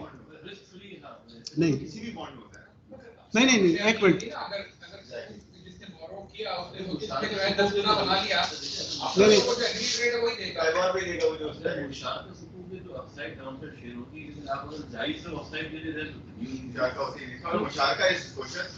नहीं, issue is not that. Again, it's irrelevant because you have a halal shareholding structure. There is absolutely no question about it.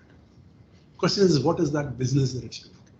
And that is exactly what my next slide is doing, is showing you what is a sukuk, right? Sukuk is a structure, it's put together, and you have investors, you have the SVP, you have, so the government is let's say airport co, it sells it, it then leases it back, it gives an undertaking, it services that, and then finally it buys it back. ठीक है, ये है sukuk structure, and it's exit भी दे रहा है, सब कुछ दे रहा है. चलो, जी. No issue. I mean, and so where is the problem? It's very easy. You just go here and say, you check if it meets the market pricing test. So is the purchase of the airport at market price?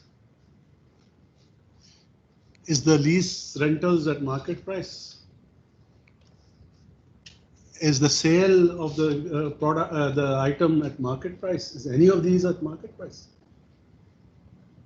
And the answer is no. Huh? Market price. Airport आप खरीदने जा रहे हैं, आप उसकी क्या value लगा रहे हैं? Have you put it tender? Have you asked KG globally?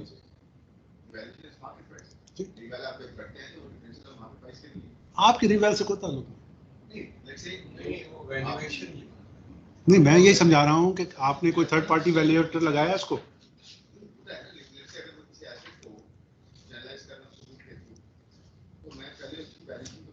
ये वाला एग्जांपल आपको मैंने शुरू में दिया था.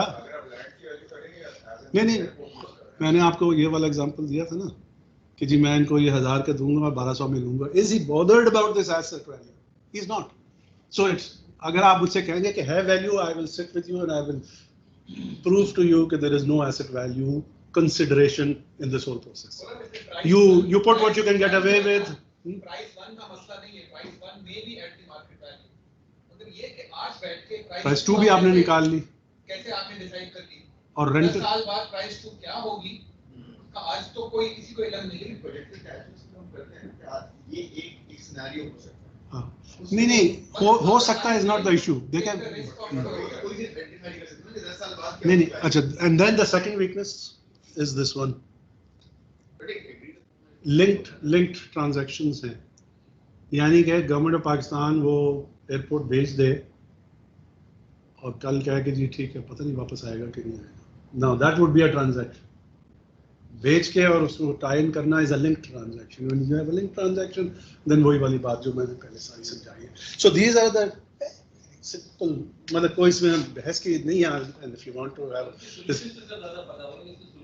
सॉल्यूशंस हैं, बहुत सॉल्यूशंस हैं अभी तो नहीं कुछ लिमिटेशन नहीं है। दीज आर, इसका एग्जांपल मैं लोगों को ये देता हूँ कि आप सूअर हराम किया गया, अब माशाल्लाह साइंस टेक्नोलॉजी में हमें बताया गया कि सूअर हैज़ अ कर्ली टेल। ठीक है, बचपन से हमने वो सूअर की तस्वीर देखी है और उसके साथ हमेशा ही हैज़ अ कर्ली टेल। अब जेनेटिक इंजीनियरिंग के हमारे कुछ एक्सपर्ट भाई भी हैं, कुछ पाकिस्तान का मतलब हमारे रिश्तेदार भी हैं कुछ जो जेनेटिक इंजीनियरिंग में बहुत माहिर हैं। अब आप कहेंगे जी यार इसको ऐसा करो, सूअर की जो टेल है उसको सीधा करना है, करेंगे टक टक टक टक लगाएंगे या कुछ मॉडिफाई करेंगे, वो सूअर की टेल सीधी हो जाएगी। अब now the question you have to ask, is this sufficient to make it halal? And you have your own criteria, because eventually, yes, it will become halal if you change enough things, it will become halal. The challenge for us today is to say, has enough changed? That's all. You know. It will never become halal. If you Like you said in the beginning and led by in Quran, that there are certain things which are defined as such, and they're forever. But does it remain? Does it remain a pig? The point is that when you change it enough, it will stop being a pig. You're not talking about a pig, no? That's another subject. You're talking about another change, the creation. All I'm saying is that so yeah, chal. Okay, now question is, why have ये इतनी मैंने बातें की, कोई इसमें rocket science नहीं है, nothing here you will have learned that is new, no mathematics is new, nothing is new. So why have we not made progress? इसके टाइटल से मुझे ये लग रहा है that you are telling us first and foremost that we have not progressed in the right direction. Is this correct? Am I correct to assume that? Anyone who knows me will answer that question for you. 30, 20. आप बता दें, we have not moved in the right direction. अभी एक slide है which I will share with you later. It's चले अभी no, we have not. If you want a simple answer, no, we have not. And I'll show you what the right. I've tried to show you what are available to us, and we choose not to take them. Her product का एक इस्लामी version है. And actually, interestingly, when I first started, the first exercise I did, I took the global economy, and I took the interest, जिसको आप interest कहेंगे, and I took the non-interest global economy, Pakistan की बात नहीं करूँगा. And I saw that there was only 15% that was interest, and 85% was non-interest based business. उसमें आप individual proprietors ले लें, partnerships ले लें, joint companies ले लें, fund management ले लें, फलाना लेते जाएं, तो जब आप actually isolate करते हैं what is real interest, it was very little. So that gave me hope that यार ऐसा नहीं है कि हम समझें कि हमारे पास choices नहीं. So then, and in fact, the next part of the topic is actually about how we can change. Sorry, आपको मैं कहता शायद slide आएगी, ये आ गई. So we hear this कि जी बस जी अभी तो हम बस जर्नी में शुरू हुए, and inshallah we'll solve this. So the journey of 1,000 miles starts with a single step. Absolutely.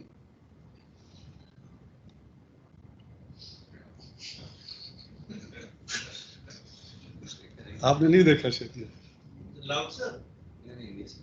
लाउत्से को तो मैंने बहुत पढ़ा है. इसके बाद वाला पर आज को नहीं पढ़ा आपने. Wrong direction will take you 2,000 miles from your Yes.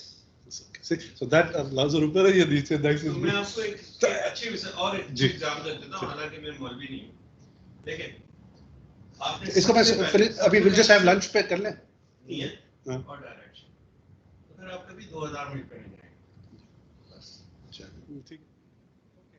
Now what is the problem? Why am I saying it's the wrong direction? आपने क्वेश्चन पूछा था ना Ayaz, आप कह रहे हो we're heading in the wrong नहीं, मैं ये direction. पूछ रहा था कि are we? Are we? balancing So I'm saying yes, and this is my answer. This is my answer for you. Why am I saying we're in the wrong direction? Because we are making it easier to accept riba for those who wanted to avoid. We are making it more difficult for those that wanted to practice it sincerely, and both are in the wrong direction. And I have personal experience with my own family members where they've come and asked me कि जी आप इस पे बहुत पढ़ा है, तो क्या Islamic banking all right?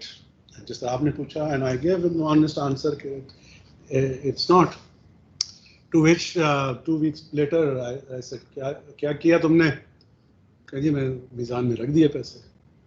तो मैंने फिर पूछा क्यों था? नहीं वो फतवा है ना उनके सब। And I said to him exactly this is the problem कि जिसके दिल में खलिश थी, जिसने सोचा, उसको आपने एक easy option दे दिया by giving him a fatwa that he is sitting with that. And that's the danger of what we are doing. So whether we're making, I don't think we're making a direction. But on the other side, the one thing that I really do appreciate, and I really have a lot of respect for these people, is that they're making us aware. It is on our agenda. It is being talked about. And that, alhamdulillah, is a great service by Mizan Bank and everybody who talks about Islamic banking. And I think for that, we have to really appreciate. But the challenge is now on us, like a very first slide, KG, they can tell you what is wrong, what should be done, but we have to come out and tell it. And the reason is because, and there is a slide, and the reason is basically that for them, either you don't believe it, in which case it doesn't matter, or you think it's a great business opportunity, in which case it's great. And thirdly, हम लोगों के लिए एक path of least resistance जो मैंने यहाँ पे लिखा. So I have no doubt in my mind, and I'm willing to sit here and explain each and everything, that what we are doing in Islamic banking across the world is not right. Having said that, that doesn't mean that there is no Islamic happening. I'm saying 85% of the world is Islamic. And that's the way I look at it. Allah ne to dunya chalani hai, usne to he is not dependent on Muslims. And that my first slide, Dr. Saab ki thi, Dr. Morris ki, was to show us that agar hum nahi sudrenge, hum nahi contribute karenge, God will use other means. मुझे आखिरी वाला बहुत पसंद आया जी जी it's not going to be easy ji it is not going to be easy. We are going to go through the hard way, but we will have to do it. Otherwise we will think we are making progress, we'll be doing the same thing, taking these. बिल्कुल इन्हीं पत्थरों पे चलकर अगर आ सको तो आओ, मेरे घर के रास्ते में कोई कहकशां नहीं है. ये अल्लाह ताला हमसे बिल्कुल, that's my message, absolutely my message. Shehnaaz साहिबा मुसलमान नबी को नहीं कहते. और ये ऊपर कुरान की आयत भी है which says it in a slightly different way, but है कि we will test you time and time again, and if you find the easy route, and I don't want, because we've talked about the Jews here and things like that, that's the big difference. कि हमें बताया गया कि जी बहुत Healy बनाए, बहुत excuses बनाए, बहुत बहाने बनाए. ये तो नहीं कह रहे कि सबको टेस्ट करूंगा, वो तो कुछ वक्त. Okay, now this summary now. Our previous attempts have been declared as riba by the courts. I can guarantee you that this one will also be declared by the courts because it's so obvious. But there's no doubt in my mind, and hopefully after today in nobody's mind.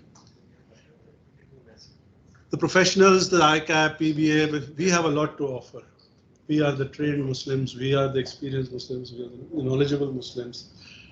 And this is nothing new कि अब ये कर लो वो कर लो. 1400 साल पहले कुरान में आ गया कि जी लोग ये कहते हैं. अल्लाह ने उसका जवाब बहुत ज़्यादा एक्सप्लेनेशन से नहीं दिया. उसने कहा एक को मैंने हलाल कर दिया, एक को हराम कर दिया.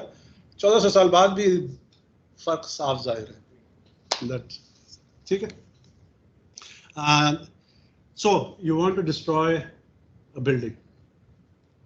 That's what we want to do. We want to destroy the interest-bearing products, the interest-bearing business.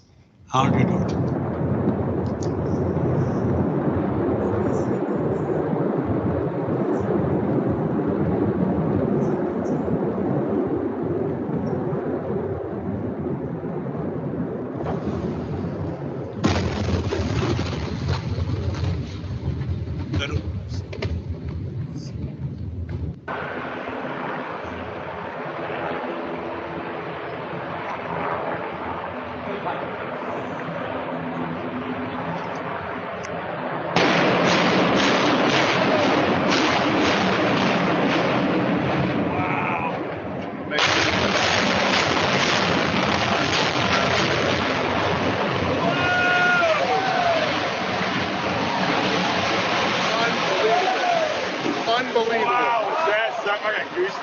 Unbelievable. Whoa. On the top of that 12-story building, there's stuff. Okay, so you can either do an explosion or number two, what is it called? Eh? No, no. Implosion. And what it is, it's the same technology, dynamite, but a lot less of it, but used intelligently. Presentations लोग बहुत करते हैं, work smart, not hard. Yeah? So that's it. So if I can stop here, and then I'll show you where the intelligence is to be used, how we can bring it.